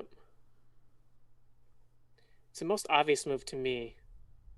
Take the bishop, Same here. and then maybe bishop g3 to follow. Oh, knight takes f4, though, is probably the idea. Oh, take knight f4. Oh, yeah, because then he can take. He's on that e2 bishop with check. Mm-hmm. What about. Nope, doesn't work. So knight is under attack here. That's a nice response, I think. Looks like black's gonna wind up with a better pawn structure here. Because I don't see a way to both prevent knight takes f4 and avoid hanging a knight. I still feel like JD should be a little bit better here. So check out this line. Knight takes c5, Hmm. knight takes f4, e takes f4, d takes c5. So in the end there, both sides have double pawns, but I think the light square bishop might be a little bit better for white if you place it on f3 immediately, pressuring b7, and there's also this rook e1 Hmm. idea coming really quick. So if PD was already castled, that might be closer to equal, but I think there is a slight pull here for white. Yeah, I like this. So now you want to insert this capture. E takes f4. And JD's been studying the Caro rep, so he knows all about doubled f pawns. That's right. So here we go. We And have this line. And bishop f3. So now a castle, I would assume. You got to it's get got to out of be, this. yeah, castle or move a queen maybe. No, don't really want to move the queen here. Yeah, I think Because you rook have to e1 castle. check. I think it's the Yep. only move. Or maybe bishop e6. Bishop e6 Oh, looks scary because there's still rook e1 and f5 ideas. also hangs the b pawn. And the b pawn, yeah. So now black wants to play c6. If black can get c6 in, it kind of blocks the f3 bishop, Hmm. and black's able to move their bishop out on the next turn. I like rook e1 here. Maybe bishop f4 to follow. Kind of line up against the king side. Queen f6, though, is a good move by black. So JD does have a couple loose pawns, b2 and f4, and Oh even yeah. c4. Yeah. So I think this game is probably closer to equal than I thought originally. Because even though rook e1 is tempting, queen f6 to me looks like a pretty good reply. Yeah, always got to look out for the loose pieces. So right now, black doesn't have anything undefended. White has an undefended c pawn, f pawn, and b pawn. So Yeah, maybe you want to start with something simple like okay. I was thinking maybe b3 or a4 to kind of lock up the a pawn. yeah, I'm not a huge fan of this move actually because I think c6 is a good reply. Yeah, that's true. Oh, even rook a6. I just spotted rook a6. Looks really good. It gets the rook into the game, and the rook's Hmm. coming to b6. Yeah, it can't take the pawn. Yeah, if bishop takes b7, rook b6 fork. Because from the black perspective, I want to play c6 anyways, but I'm thinking maybe there's a way that the c5 pawn becomes weak. Like, I don't know if I want to commit too soon to playing c6, but this idea of parking the rook on b6, that pressures the b2 pawn and guards b7, which frees the bishop. Yeah, I'm not a fan of this queen b3 move. I think, if you want to play a move that's sort of like a waiting move here, instead of queen b3, maybe pawn to g3. Solidify your Yeah. king side, and Hmm. then figure out next where you want to put the queen. Like maybe you can put her on c2 safely, and then put the rooks on e and d. Yeah. Yeah, it seems like the queen's on the wrong side of the board here too. Yeah, okay, so now let's think, obviously I'm still in love with rook a6. Laurent Yeah, is I think saying in the chat, queen b3 to put the rooks on the center files. I think that's the idea. He but I wanted to think find a square for the queen to get out of the way. I think queen c2 or queen d3 is a bit stronger there though. Maybe queen c2 so rook d8 isn't as much of a problem. Oh, but I suppose queen c2 could maybe be a target for that c8 bishop. Like let's say queen f6 after queen c2, followed by a quick bishop f5. It was a little uncomfortable. I think it was the lack of a good square for the queen that actually kind of caused this mistake. I'm pretty sure queen b6 was a small mistake. A4 is even a move. Yeah, that's true. followed by rook a6. Any way to get rook a6. Yeah. Okay, All queen right, f6. I like that move too, but I think g3 here kind of solves a lot of white's issues. Okay, played quickly. Still has rook a6 though. It's still there. I guess the downside of rook a6 is you're not connecting the rooks. Like you might want to have those rooks connected. Oh, but actually the rook a6 works really well with the queen on f6 because b2 pawn will be attacked twice if you get the rook over to b6. The beat. Oh, yep, that's a good point. Okay, we got to see a rook left here, guys. Rook a6. Only move in my opinion. I see Dennis in the chat saying great game. Yeah. Good to see you, Dennis. I'm sorry, that may have been a while ago. Um, I just saw George said, geez, I missed that earlier. yeah, Yeah, those were all the comments after the first game just finished. yeah. Crowd goes wild after that draw. Yeah. Okay, I think I'm allowed to say this because I'm assuming the timing of him telling me this makes it okay. JD said to me in Discord, I got my exact prep for the Budapest. Knight e4 is my prep. Wow, knight e4 is prep? That was move 11. Wowzers. Incredible. Don't face JD, guys, if he knows what you play. If JD knows what you play, you better mix it up. JD is ready. He was in book at move 11 against the Budapest. That's impressive. And even after knight g6, he played his next move a3 in 9 seconds. So I'm assuming he kind of knew what to do there. Yep, I bet a3's got to be in prep there as well. Wow, very impressive. Very impressive book knowledge. JD is an opening master for his rating, but kind of for anybody. Yeah, I would say definitely for anybody. And JD is pushing for expert. That's his goal. Man, JD's got some fans in the chat too. Ides of March. Everyone's rooting for JD. I see Ides of March. Earlier on, there was someone else that said go JD. Oh, Presta J.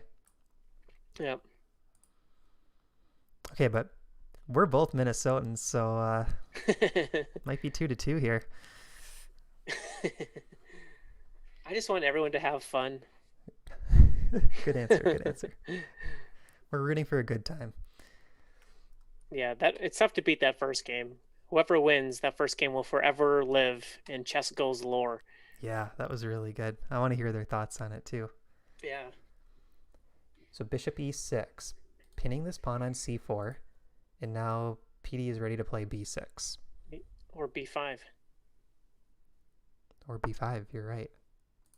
Oh, I didn't think of b5. Is it possible JD missed this? So b5, bishop d5, I'm assuming. But then b takes c and the b pawn drops. Okay, it's getting messy. b5, bishop d5.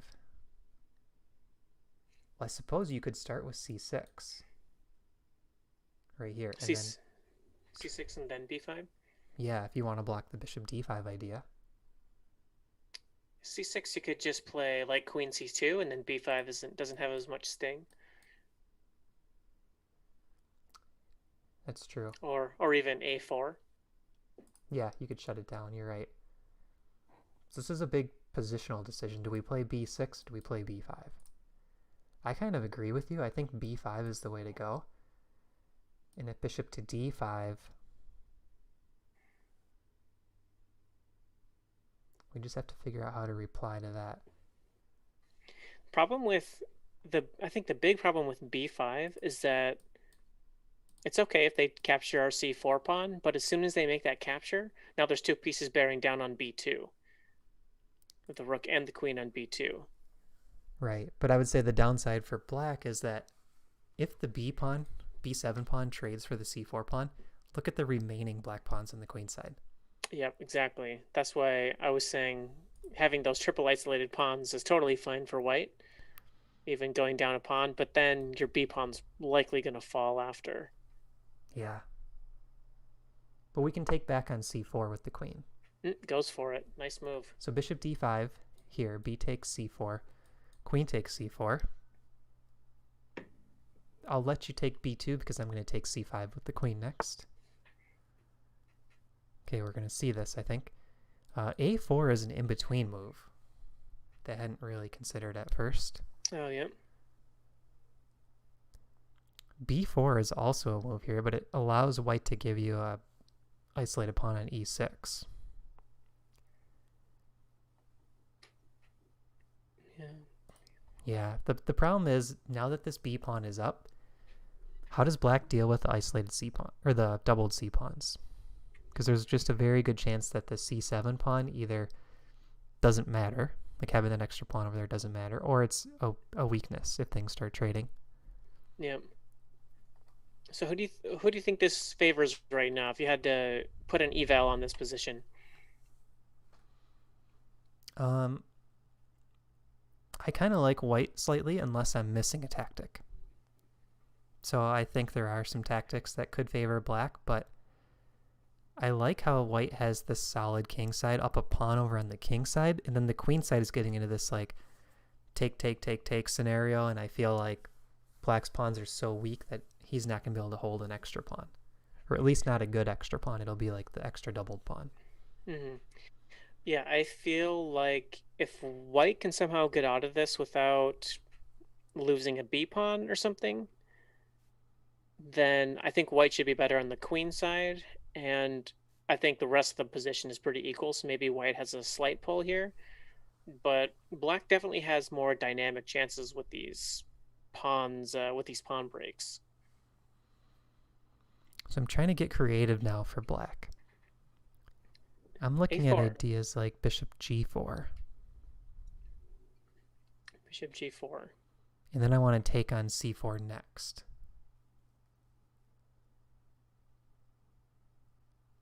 So so my idea is, if we can keep the light square bishops on the board for black, maybe we can kind of use that light square bishop to poke around these holes in white's position.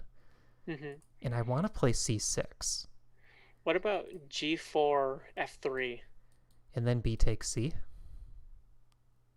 So Okay, my nice rook is on your queen. So that's kind of what I want to provoke. Like, I want you to play a move like f3, and then have all these trades happen, and all of a sudden the white king is exposed and the light bishop is on the board for black still.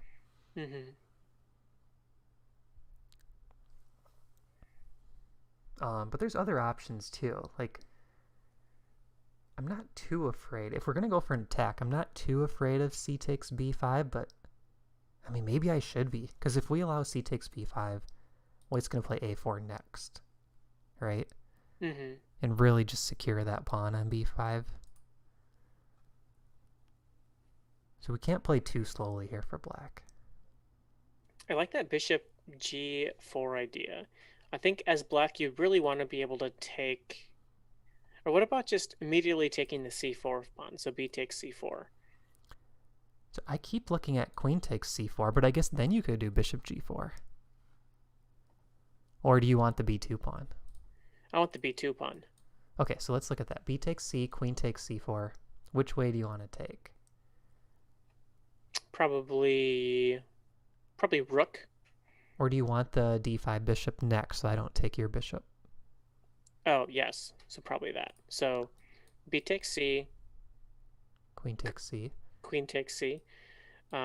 Bishop takes d5. Queen takes d5. Rook takes b2. And then queen takes c5. Yeah, queen takes c5. See, I kind of like white's position there, because my queen eyes your pawns on c7 and a5 and guards the a3 pawn.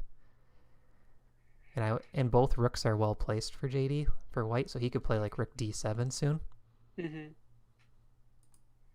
Yeah, I keep forgetting that the c pawn is black c5 pawn is hanging in this line too. So maybe it's not so great.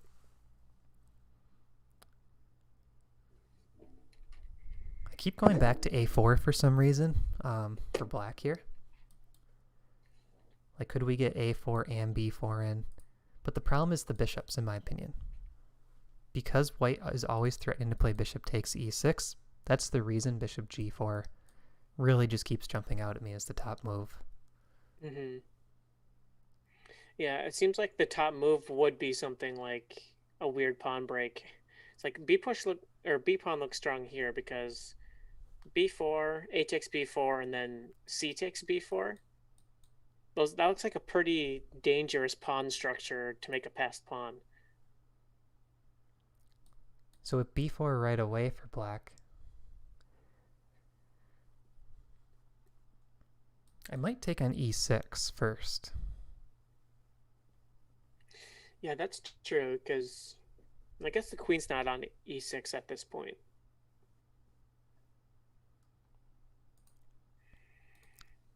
Yeah, so the big issue for black is if you move that b5 pawn at all, it's very committal. It leaves you with the weaknesses on c7 and c5 and a5. Hmm. So playing this b5 move on the last move, I see he spent a minute 45, but maybe he should have spent more time than that even, because at this point, how much time has he spent on this move already? Three, four, probably minutes, right? Yeah, It's been a I while, can so check. so Yeah. I feel like this time probably should have been spent on the last move to make sure b5 works, because if it doesn't work, then you're worse in this endgame that um, should be pretty tough for JD to lose. Yeah, it seemed like if you go back a couple moves, B5 was like the obvious move to kind of exploit the spin on the queen. Mm-hmm. But yeah, really nice bishop D5 resource here to kind of hold it all together. Sorry for misleading PD because I initially said B5 seemed like a good move. I mean, the I move guess I still want was that rook a6. I'm very interested in that rook a6 move from I earlier. bet it was good. I liked rook a6 and then maybe even swinging it over to e6 and like triple on the e file or something. Yeah, right. He was so flexible from a6, e6, b6, d6. He could go wherever. Yep. Yeah, and now he's down over 10 minutes on the clock. So clock is already becoming a factor. So bishop g4. I'm going back to this. f3 could be played. Okay, he captures right away. So are we gonna see this whole trade scenario? Queen takes c4, take d5, queen takes back, take b2. And so that was over a 7 minute think. So that's about 25% of his time. Wow. You It could is a still do critical bishop position. bishop g4 here is still playable. Oh, he's trading down everything. Okay, so what's the best way for white to take this? I was wondering about rook takes, if it's any better than queen takes. Because either way, the queen for white is going to end up on c5, I think. Yeah, maybe if rook takes, rook maybe fd1 is a little annoying. Oh yeah, doubling on the d file. Yeah, rook takes looks better, I think. Because that rook is also working well in combination with the pawn on f4. Like it could park itself on e5 or g5.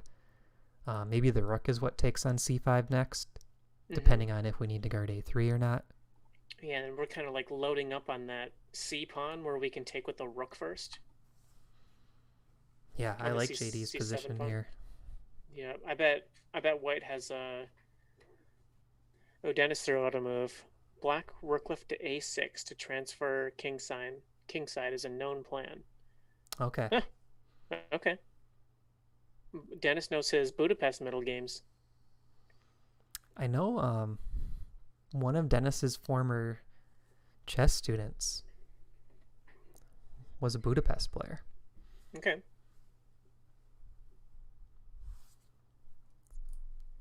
Okay, it's got to be rook takes here. Rook takes d5.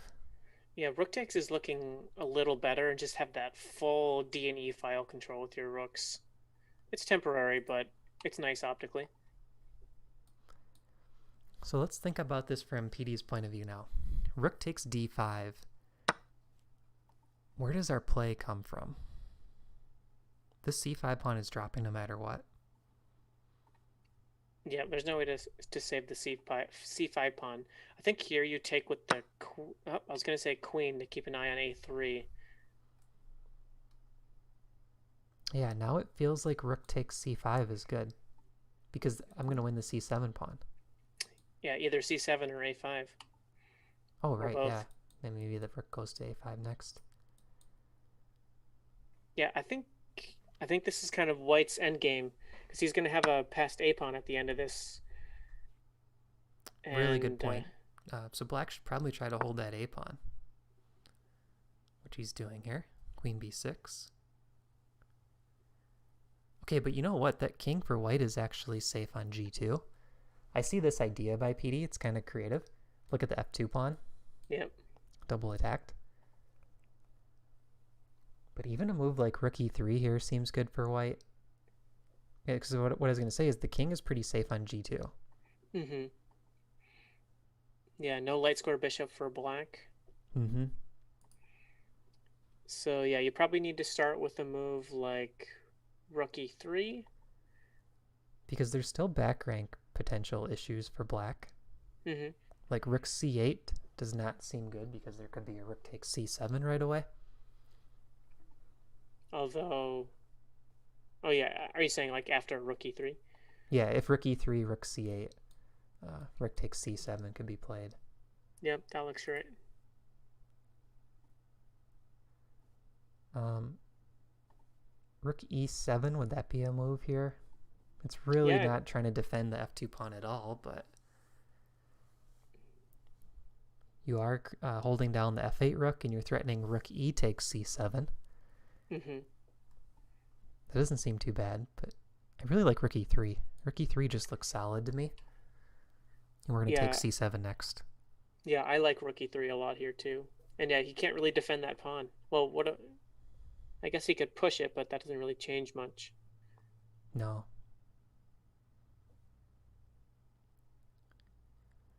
Rook e3, queen b7 could be a move to try to get creative.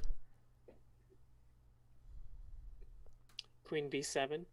What's the idea behind that? Rook b1 check with the king trapped. I suppose that's a big idea. I should have seen that. But I don't know like if it's really more than a one move threat. Like maybe queen to e4 or queen to d5 offering that queen trade because Mm-hmm. both of white's rooks are well placed. Yeah, white is much better coordinated here. I bet white is. I think if we're like analyzing a super GM game, this is a very much a two result type of position. Of course, our our 2000 normal selves games can go either way. But I would bet that white has like every winning chance here. But the eval may just say like triple zeros because there's always a way to bail out with a draw. I have no idea. And I think we got to give PD some credit though too. Like even though the position looks bad, as we saw last game, I mean, he's very creative with his tactics. Like even this whole idea of queen b6, it looked like a pawn was just falling, but he's showing he's got a little bit of counterplay here with the queen and rook combined. Yeah, So queen b6 was a really nice, complicated move. yeah, I think there are some chances here, even with like that queen b7 idea. You know, if the queens Yep. stay on the board, I think PD always has chances. Um, but what JD's got to figure out is if the queens get traded, does it just go into a drawn endgame?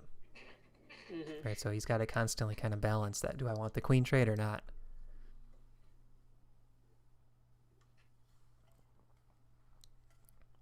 So rook e3 was one idea. Um, rook e7 was another idea.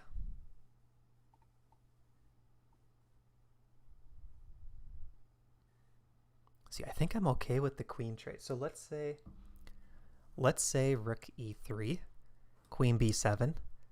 I think I'm Mm-hmm. okay there with queen d5.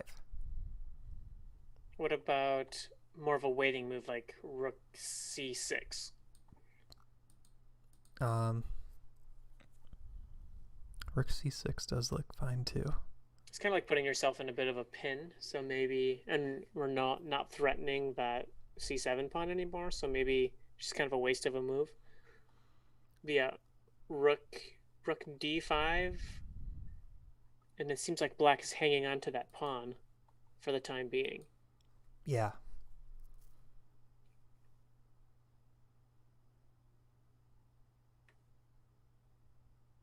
I'm trying to think. Could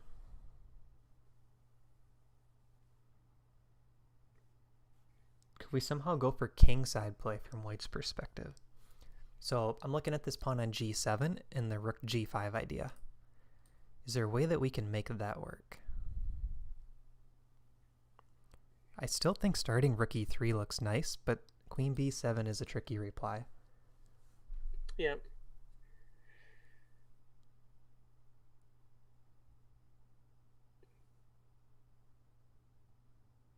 Yeah, queen b6 was a really nice find in like a position where there's nothing to do. He found something to do. Yes, I agree.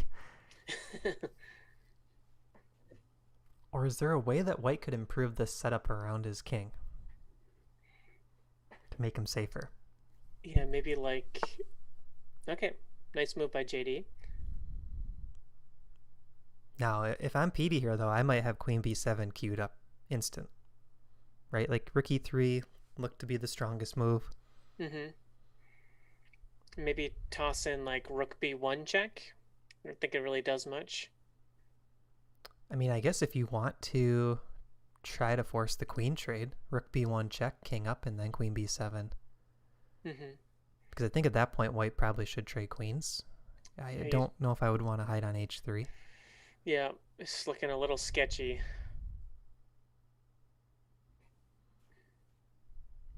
But JD he must be ready for this queen b7 move. Yep. About a 5.5 minute think by JD there. Yeah, I think that was a good point to use the time too. Try to get Yep, a plan going forward. I was gonna say that he's kind of in a position now where he's in control, and he's really only gonna cede control if he makes some blunder. So, yeah, nice solid move, rook e3. So now I'm trying to think from black's point of view. Can I get even more creative than queen b7? And the answer is probably no. But I was looking at queen h6. Okay. But at that point, I think you're starting to look for perpetuals. Like, can I do a rook takes f2? I don't know if I'd really want to go down that path. I think the best way to play this is some combo of rook b1, queen b7. Maybe push the h pawn. Yeah, just like h5. Yeah. But h5, rook takes h... No, we gotta guard c1 still. Oh, this is tough. h5, yeah, there's no rook takes h5 because rook b1.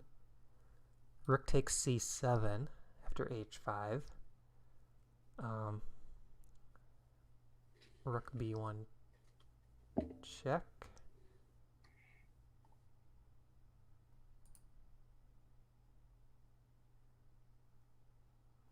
Okay, h5 is interesting. If PD feels like he's losing, maybe h5 first.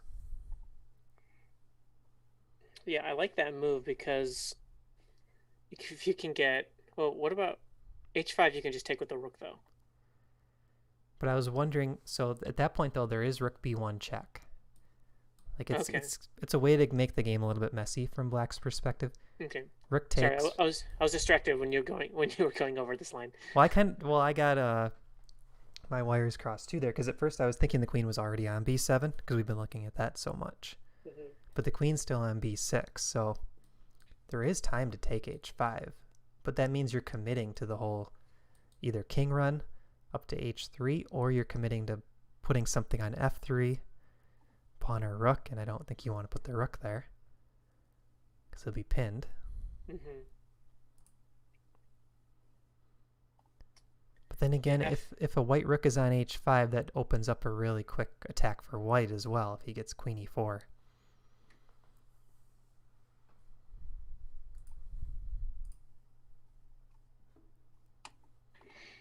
Yeah, it's going to be a nice grinding. Would you consider this an end game or a middle game? I'd consider it endgame already. Yeah, rooks and queen. Yeah, and barely any pawns. Mm-hmm. Queen b7, queen b7. Yeah, so candidate moves here. Queen b7, queen or rook b1 check, h5. Is there really anything else to consider? Queen h6 I briefly considered, but I really don't. I wouldn't keep that in the running. Mm-hmm. Okay, here we see it. Queen b7. What I like about this move is I think it gives white the most chances to go wrong. And as long as you calculate that you're okay with the queen trade, I think this is a good move. You know, you had to make sure queen d5, you're good with that.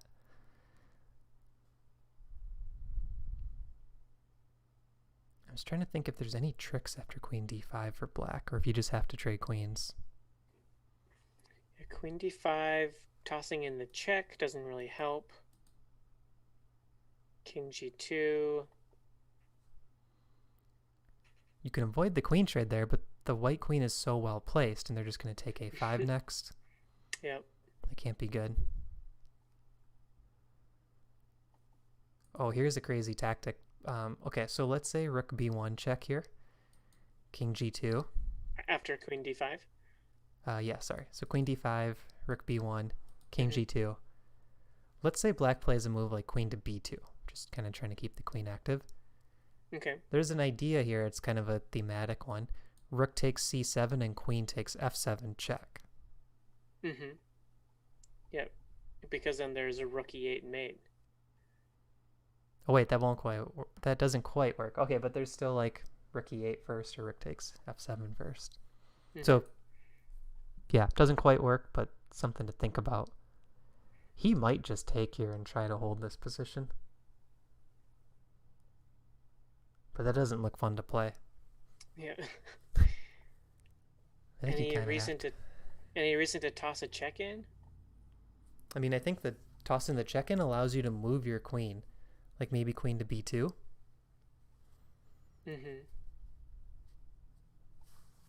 Yeah, maybe you want to leave the queens on. Do you think it's easier to hold with the queens on or off? I just don't think it's fun to hold with the queens off. That's the problem. Like if you're just down that extra f pawn, I mean, it's probably holdable. Let's look at that. Okay, so queen takes queen, rook takes queen. I really don't want you to win that a5 pawn, because then you have the outside passer that's well defended. So... But how does black really hold the a pawn? Rook a8 does not look... He can take the pawn. Yeah, he can still just take. You're right. Yeah. Back rank mate. Yeah, I don't think black can do a queen trade here. I think if white gets that scenario, queen trade and then wins the a pawn, rook takes a5, I think white's winning. And the c pawn is loose here too. Yeah. And black still needs to think about a back ranker. So, yeah, maybe it's rook b1 check, king up. Queen a6 there. That's my new idea. Oh, queen a6. Yeah, that's a good move. There is queen d3. Yep. Oh. Queen a6 first. Yeah, PD's tricky. He's not going with the check first. He's creating the threat of rook b1. So rook b1. Yeah, so you don't have time to take the c pawn unless you want to run. Oh, no, because there's going to be a queen h. So here's the line. Rook takes c7, rook b1 check, king g2, queen f1 check, only move, king f3, queen h1 check, winning the queen. Very nice tactic. I just showed it on the board. Yeah, oh, good. That's good. All right, so okay, what if rook takes a5 then? Can we go down that same line with rook takes a5 and the a5 rook guards the queen? Yeah, rook would guard the queen in that line. So take, rook b1 check. Because I do think if the king can run safely, maybe it makes sense to take a5 here.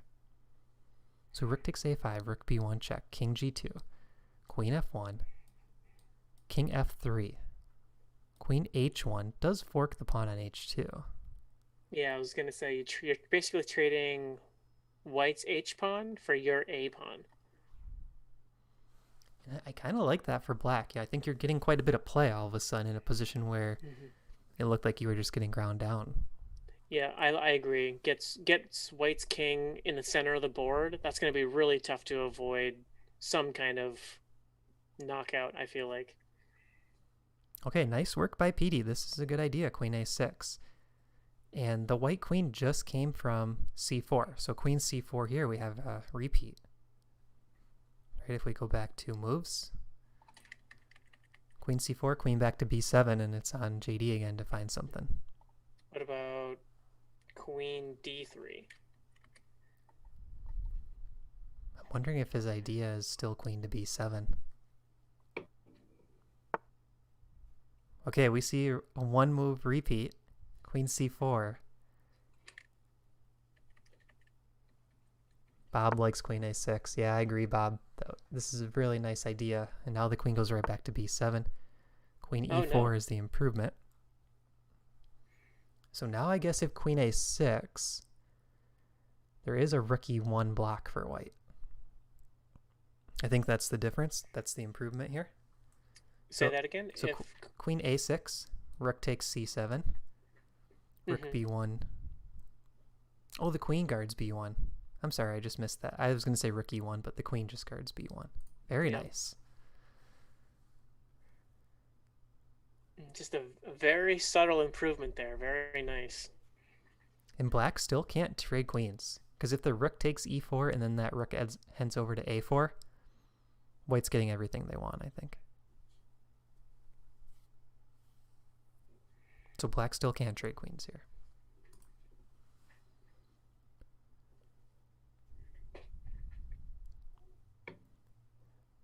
But I guess JD is not double attacking either pawn, so queen b6 could be a move. Does Queen b6. just getting the queen out of harm's way. Yeah, Really defending no both other plan. pawns. Queen. What about queen b6, rook c6, or queen c6?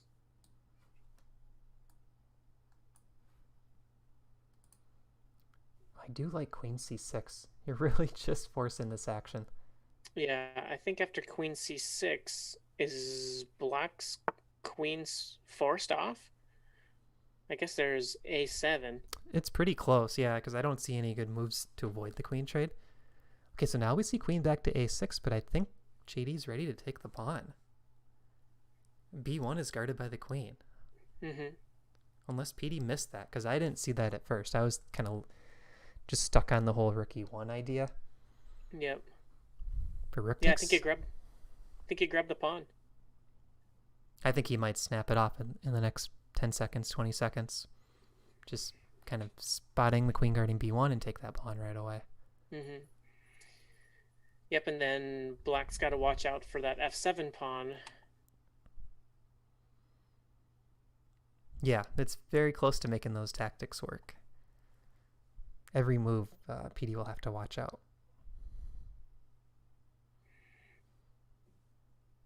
Okay, so where's the counterplay coming from? Rook takes c7. Does he have something in mind?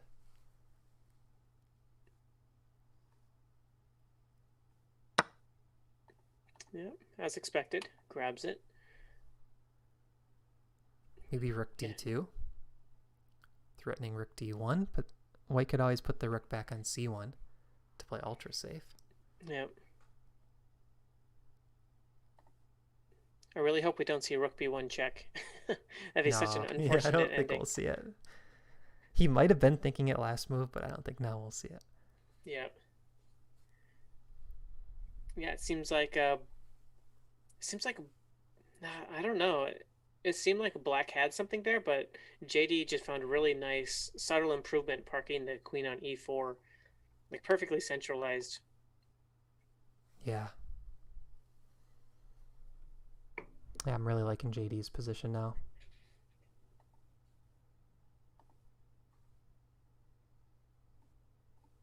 I'm trying to make the rook takes f7 tactics work, but I don't think it quite works, and it's just not needed yet.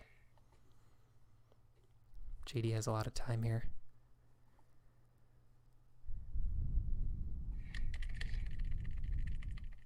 If we go back a few moves, Maybe on move. No, let me find which move it is. Move 25 instead of queen a6. Maybe we want to throw in that check and go queen a2 there. Queen b2. Queen b2, yeah. I So kind queen of think b1 you're check. right. Yeah, just give up a pawn, scrap a pawn, but the pieces are much more active for black. Yeah. So now we're seeing queen d6. Okay, hits the rook. Eyes a3. Eyes d1, but there's always rook block on e1. Mm-hmm. Yeah, now with this queen and rook, the check is less threatening because you can block. It's a good point. So I guess the thing that I liked about how PD played this, though, is he kind of geared JD towards winning the c pawn. He made it easy to win the c pawn, and in the process, he held his a pawn. Yep, so JD's up a pawn here, but it's not a great pawn. It's a doubled F pawn. Yeah, and I think what PD might be going for is rook a2. If he's confident that his king side is holding with these tactics, which it seems to be, maybe he can pressure the a3 pawn and start to play this more aggressively, because you really want to keep your pieces active, and that's what he's done so far. Yeah. Do you think this is looking like a 000 type of position? No, I think this is a white win territory position. Okay. Because I also think that not only is white up the f pawn, compare the pieces. Like that rook is stuck on f8 for now. I think the thing that JD needs, though, is he needs a way to keep his king safe. Like so far, PD has kind of found these just one move threats or two move threats, and JD's been able to counter them. But if he can like kill off all those little threats, then he can start to do things like push his h pawn up the board or figure out new ways to pressure the black king side while black is tied down over there. Yeah, that makes sense. I think it's gonna probably come down to a lot of the clock too, because we're starting to get down there. It's a pretty sharp position where one move could really end it. So yeah, this will be a fun one to sweat as they go on. Oh, here we have a queen trade offer. Okay, so I was just thinking this, Jesse. If JD can trade queens and win the a pawn, I think that's your ticket to play for a win. Yep. So this is what I think he's going for. It's a big ask. But if queen takes queen now, rook c takes e7, I think is the idea. And because black has the back rank mate, he's got to be careful, right? You can't just play rook a8. Okay, rook b1 check. What does JD have in mind? This is a nice move. Rook e1 cannot block because black takes it. So king g2. Oh yeah, the c7 rook is loose. Okay, is the queen coming in, Jesse? King g2, queen d1. Yeah, and then... Do we have any tactics up here with the back rank mate? I don't think so. I think the pieces are just a little bit in the wrong order. I don't know. White has threat, so if the queen moves, white could do queen takes f8. Oh, you're right. I missed that one. You're right. Queen takes f8. So if queen d1 there, queen takes f8, king takes rook c8, and it's going to be mate on the next move. Yeah. Very nice. So that's probably why he's going for this check. Yeah, so queen d1, that's mate in 2, actually. Mate in 3. Okay, so this is a nice move and played very quickly by PD. If queen block, now is he thinking queen d1? Probably. Because your tactic doesn't quite work? Yeah, I think so.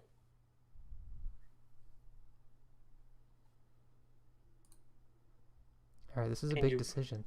You really don't want to play f3. Rook blocks. Okay, so the queen is lined up with g7, so there's no like f5. Wait, what about rook e1 there for black? Yeah, that was g6 was played really quickly. Was that a mouse slip? Did he mean to play that so fast? Rook e1. I guess the other rook could come defend on c4. That Yeah, just but now seemed he's like a all chance tied to up. spend a little time. Yeah. Like, why G6? What's the idea here? Just get rid of the back rank issues. Oh, you're right. He wants Queen D1. So he had G6 in his mind. Hmm. Just whatever JD did, he was probably going to play G6 because he wants Queen D1. Okay. Yeah, we're seeing it again. PD very resourceful. He's been in a worse position for a while now, but he's Yeah, I making think this this tough. is. Yeah, I think PD is really highlighting his rating here. Like, yeah, he found himself in a worse position, but like that Queen B6 move sticks out to me as such a nice, like, nothing to do in the position, but you have this little needle, right? Yeah. And you like poke around on like the A7, yeah, or like B7, B6, these types of squares, like threatening these checks, being patient, like not allowing white to just win that c pawn right away, forcing white to win the c pawn versus getting an outside passer, like in a worse position, but making it really, really, really difficult. And it's a bit unsettling in a way. Like, I consider myself a pretty solid player, and I feel like JD is a pretty solid player. When your opponent is kind of surprising you left and right with these counterplay punches, like, even if you know your position is better, it's just, it messes with your psyche a bit because it's like, oh, is he going to surprise me again? Like, am I going to miss a tactic here? My rook on Yeah, e4 is pinned. So you're constantly second guessing your moves. yeah, and when you keep getting surprised with these good moves that you don't see, you're like, man, what else is my opponent seeing? Like, if you can see these little like threats and I'm completely missing them, like he's just such a better player than I am.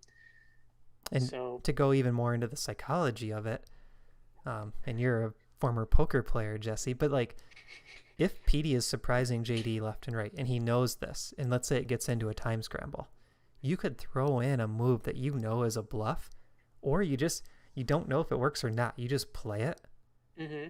because your opponent's going to be constantly thinking, what did he see that I'm missing? Right? Like, I don't want to go for that move, try to punish it if I can't quite see it all the way through. Yeah, totally. Lots of psychology in chess, not just mathematical. Yeah. Okay, so now we see G6, and this plan of Queen D1 is coming for black.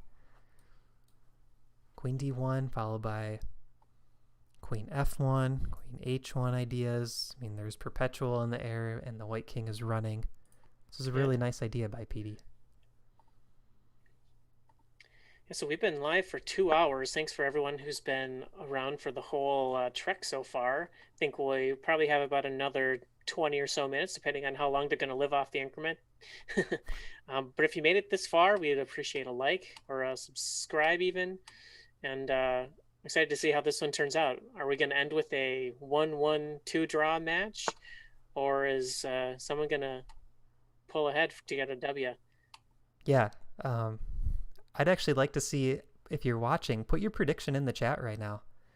Who do you think's going to Yeah. win this game, or do you think it's a draw? Because honestly, we went from JD just feeling like he was under control, and now this could really go any of the three results. I think we're getting into that territory again.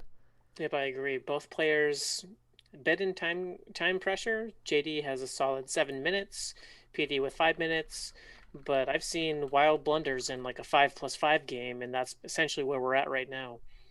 Yeah. Thanks, Arga in chat, Arga Sen. You're welcome for doing this. Learning a lot, so am I.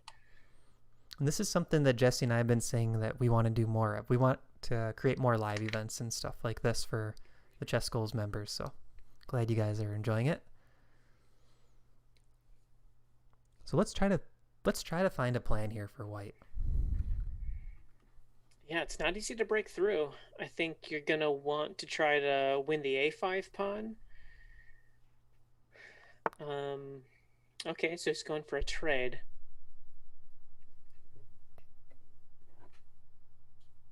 This forces a trade. I think the only move here is to take the rook.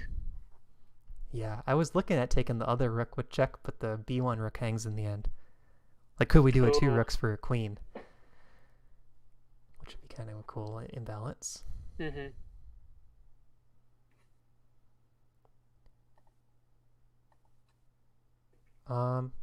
That rook on e4 is still pinned with f5 in the air. Ooh, that's a good point. Rook takes d8, queen takes d8, king g7, queen d4 check. Wait a minute, how come? Okay, king Oh, g7 forced, queen d4 check forced. watch out for f5. I mean, maybe Queen you could play d4. f3, but... Okay, this is actually a critical moment. Queen d4 check, king moves, probably king h6. I think PD's playing for the win here. He's got this f5 plan. King h6. I guess king h3 could be the reply. It's going to be a battle of the kings on the h file. Oh, he goes back. Come on, no repetition, guys. I mean, if you want to go for the repetition, go for the repetition, but we want to see blood. Yeah. I I completely missed that f5 was a threat at this point, like for the past 5 moves. So But maybe... f5 never. Sorry, I was gonna say f5 never quite works because there's mate on g7. Right. So yeah, it didn't work until that rook trade. But that's why the rook trade also felt a little bit shaky for JD. Like, you got to make sure that this isn't working out, this whole f5 idea. King h3, I was going to say, could be a move here. Queen c8 check, though, and we got to figure out where to put the king. Yeah, black is also threatening rook e1, Right. Good point. although white can waste time with checks there. Oh, yeah. Next time, yeah. So Arga, if you open up the game, you can actually play guess the move. I'll put It's a a game link built-in. in the chat. Oh yeah, I can do that. But keep the stream open if you watch the game.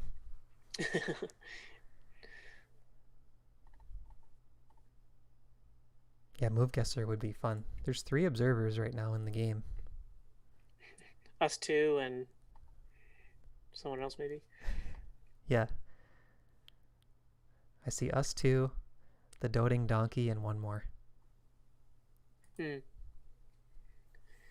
Yeah, queen versus two rooks. We looked at that sideshow, Bob, but uh, black's b1 rook was hanging at the end, so we couldn't get it to work. Yeah, so I'll just show the line here.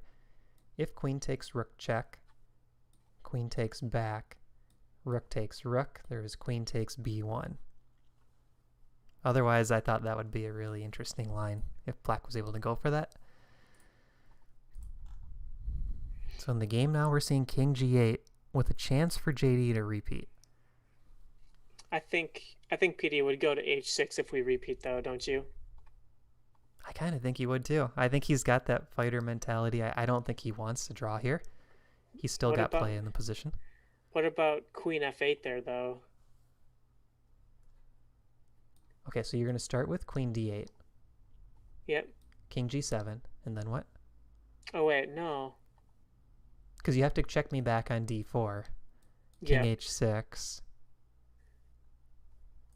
Yeah, so it'd have to be like this exact position that we see, but the king is instead on h6. Right. So maybe f5 there, looking for rook h5 checkmate to come.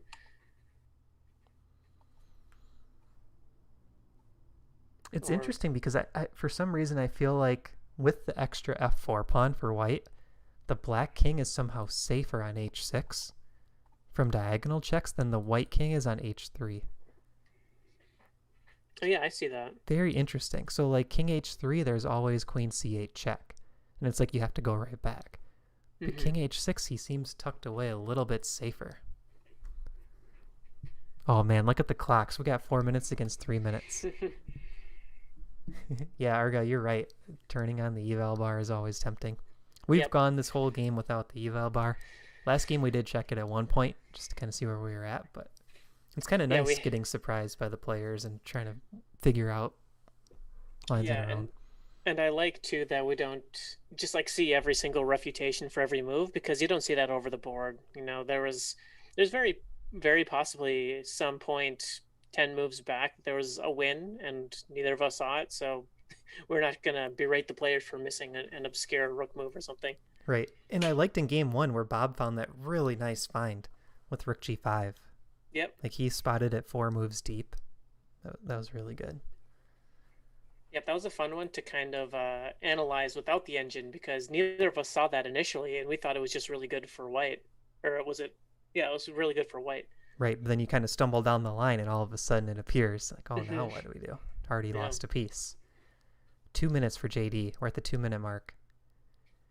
It wasn't that long ago that JD was up quite a bit on the clock. Like back on move 20, PD had a Yep. 7 minute think, and I think it was like a 10 minute advantage for JD on the clock then. Yep, I think he was up 11, 12 minutes at one point. So that's got to be a huge factor now, too. You're playing this from the black side. You know that there's a lot of tactics on the board, and you're up over 2 minutes with your opponent down to a minute and a half. Hmm. Yeah, it's important that JD does not have a draw in his back pocket too. He can't do a perpetual. Okay, so rook queen d3 here. Oh, So that this was looks risky. this was a 5 minute think. This looks risky. I mean, Yeah, you're leaving that f5. rook pinned. f5 here. F5, rook e1 potentially. I guess he's hitting the rook. Right. But even like this line, so f5, queen takes b1, f takes e, like it's not completely clear. Mm-hmm. But I think I'd rather be white in that position. But here, what about rook e1? Or Yeah. really rook anywhere for black. You know, this doesn't seem to solve white's problems. There's rook e1. This may be winning for black. Oh, but f3, okay, he might have baited him. f3 solves the diagonal issues. It's true. And all of a sudden the e1 rook is hanging. And now this rook is no longer pinned. Okay, maybe not. Okay. This is f5 allows a lot of checks, right? Yeah, I agree with you, Arga. So this is interesting. Rook takes e4, f takes e4, and JD's back playing for the win. Yeah, big time. And if we don't take e4, JD's going on the offensive. Like, let's say rook c1. Yeah, white always needs to defend this sneaky move. Creative PD. Man, this move looks scary too, though. Whenever you allow your opponent some checks, you gotta Yeah. be really careful. Like, there's queen d8 check and pick up the a5 pawn. That's the first thing I'm looking at. Queen d8, king up. Can I get away with grabbing that a pawn and Yeah, hiding the because king on h3? that gives us like some e5 checks too. Put But I our queen on a suppose nice there's dark rook square. takes. Oh, there's rook takes e4 and queen c2 check, winning that Yeah. e4 pawn back. But that might be winning for white. Outside passer, queen endgame. Like, all you got to do is kind of use your queen to help guard the diagonal. Yep. I bet that's a win for JD. I think queen d8 check is winning here. Unless there's like rook g1 check, queen f1 check. Doesn't look like there's enough. He's going for it. I like it. So Up 2 pawns now. Oh, okay. Queen d2. Oh wait, queen c2 check. King h3. Rook h1. Oh yeah, bearing down on that h2 pawn. I think that's the way to try to create some crazy play. Or rook h1 first. Instead of rook g1, rook h1.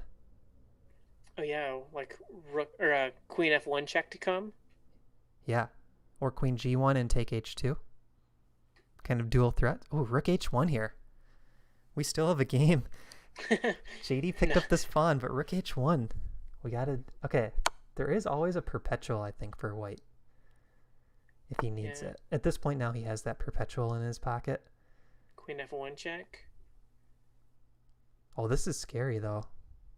Queen f1, king... Where does the king go? King h4.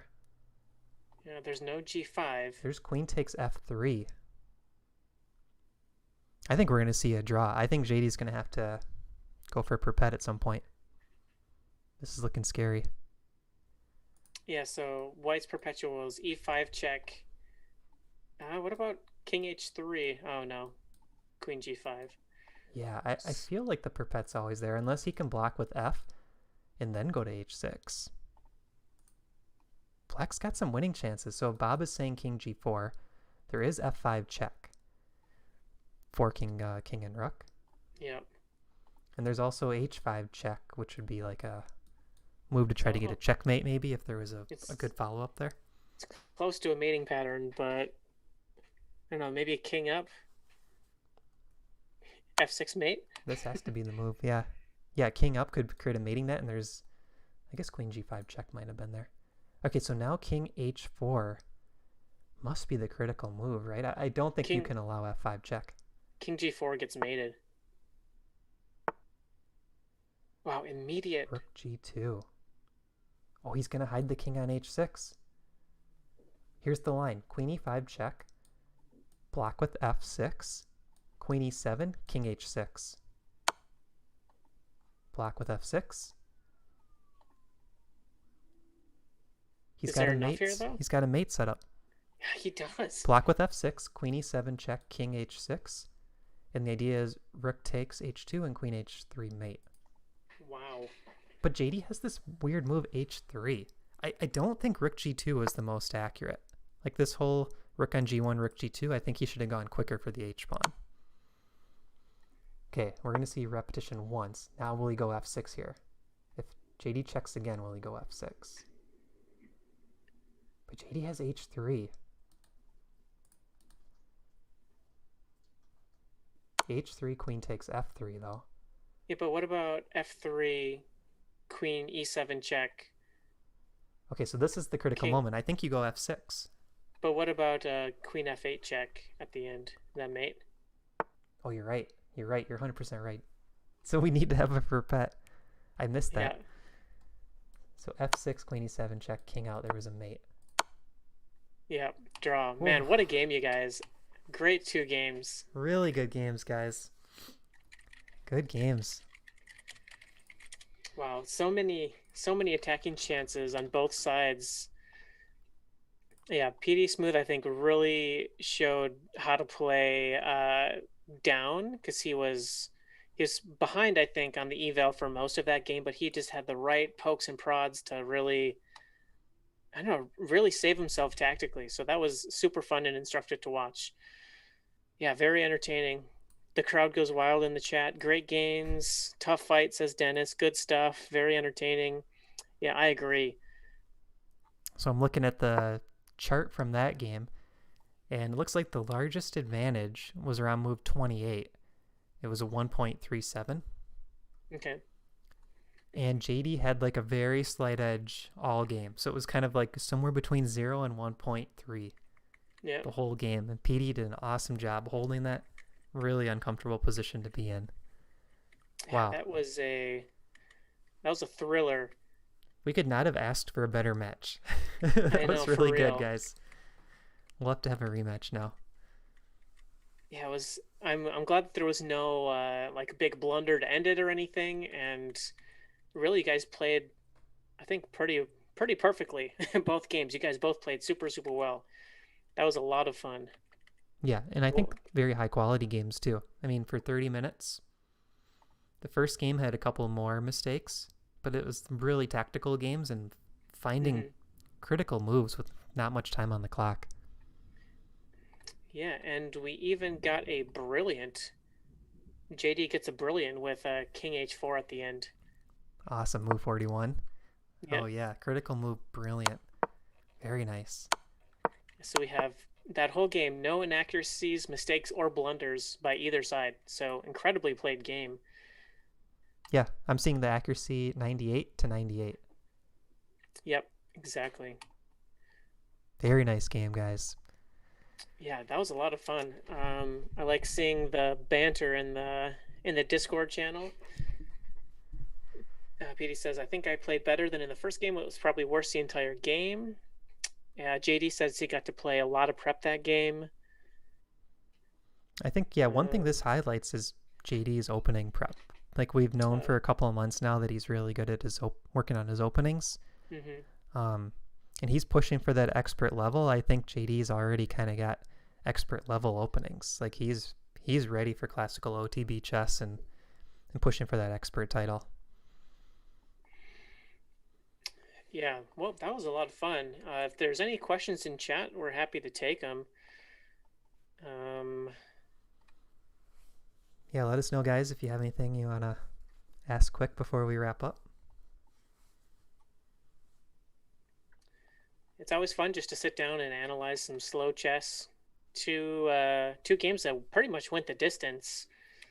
I think both players were under a minute at the end of both games, or something somewhere around there.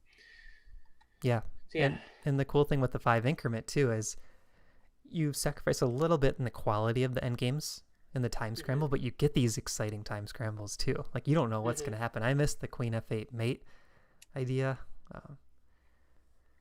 JD saying he really wanted bishop takes a3 in that game instead of bishop c5 right here. What was the line there? So he had that prepped. Oh, bishop takes a3. Yeah. So remember I mentioned that. Could bishop takes a3 be played? Oh, there's a queen a4 check. Queen takes Oh, back on a3. Then after queen takes e4, you have bishop f3. And you're able to save the bishops. Oh yeah, he knew it. He said queen a4 check in the chat. Very nice, JD. wow.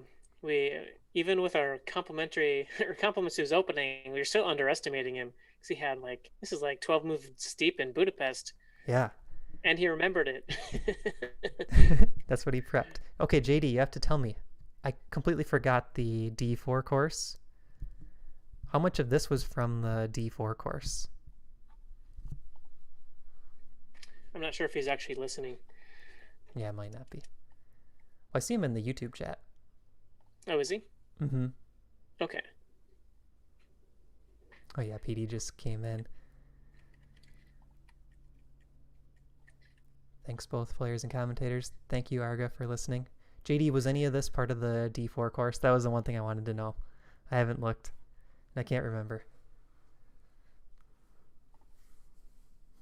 PD, I mean, you were on your heels, but you played really well. I mean, game 1 was super impressive, the way you fought back, and then I thought you were really resourceful in game 2 as well.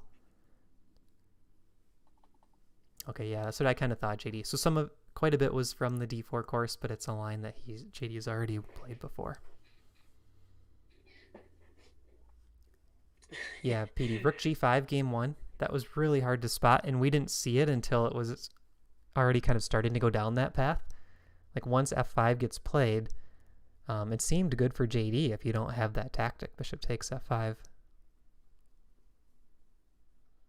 Okay, yeah, JD says we show the same line, but we don't go that deep. Okay. Very nice. Should we wrap up there, Jesse? Yeah, I laughed at PD Smooth's comment. Well, he said I didn't have any fun those games. Well, it was fun until I realized my bishop sacrifice was unsound. Yeah, we were really hoping that worked, because if that worked, that would have just been beautiful. Yeah, And it credit seemed. goes to Bob again for Bob spotted that Rook G5 guys like 4 moves in advance. Like he just put it in the chat. He's like Rook G5 because we were trying to. I actually asked, like we were drawing the arrows for the 3 moves prior. I was like, what happens after Queen G? I think it was Queen takes G4. And Bob puts in the chat Rook G5. Easy. Rook Yeah. G5 next. Cool. Well, yeah, if you guys are just joining us, we were very complimentary, very complimentary for both your guys' play. I think you both played 2 really good games, especially for 30 minutes. It's kind of hard to play like a very accurate game just at 30 minutes. And But it game was, 2 was good for any time control. Like game 2 was just like almost a perfect game. I mean, very high accuracy, and there were still a lot of tactics on the board. Very impressed. yeah, it was fun seeing how stronger players can kind of hold on when they're a little worse and create these tiny little threats to kind of keep them in the game and not make it easy on their opponents. Yeah, I see JD there in the chat says Queen B6 was super annoying. Yeah, yeah, that was a move that I that was probably my favorite move of the whole match if I'm reflecting on it because Queen B6 doesn't really create quite enough. I don't know. I feel like it made him think, and he was gonna win an A pawn, so Queen B6 kind of like stopped him for a little bit. Yeah, not any advantage, but kind of stopped him in his tracks. It was kind of like the one move that had to get your opponent thinking. So I really like that queen b6 move. Yeah, because we felt your pawns were just falling there, PD, or at least one Mm-hmm. pawn was going to fall. And the important pawn we thought was the a pawn. So queen b6 allowed you to hold that a pawn. And I think that gave you the chances to stay in the game. And JD had to be very careful with that queen rook combo on the first rank. Yeah, JD's saying in the chat he thought it was enough to win that rook endgame. Mm-hmm. All right, I think we should wrap up there, guys. So that was about 2.5 hour stream. This was an awesome match. I mean, it really couldn't have gone any better. I really appreciate everyone watching, commenting. I hope you enjoyed it. And if you're watching this later on YouTube, I hope you enjoyed this match. Let us know what you think in the comments too. Like, do you want to see more of these matches? Is this kind of the content you would like to see? Yeah, and big thanks to JD and to PD Smooth for playing these games. Hopefully, we gave you a few nuggets to take away, and thanks to Matt for leading the analysis. Yeah, thanks Jesse for joining me. This was a lot of fun. Thanks everyone for watching, and we'll probably see you in the Discord if you're a ChessGoals member. Bye guys. See ya.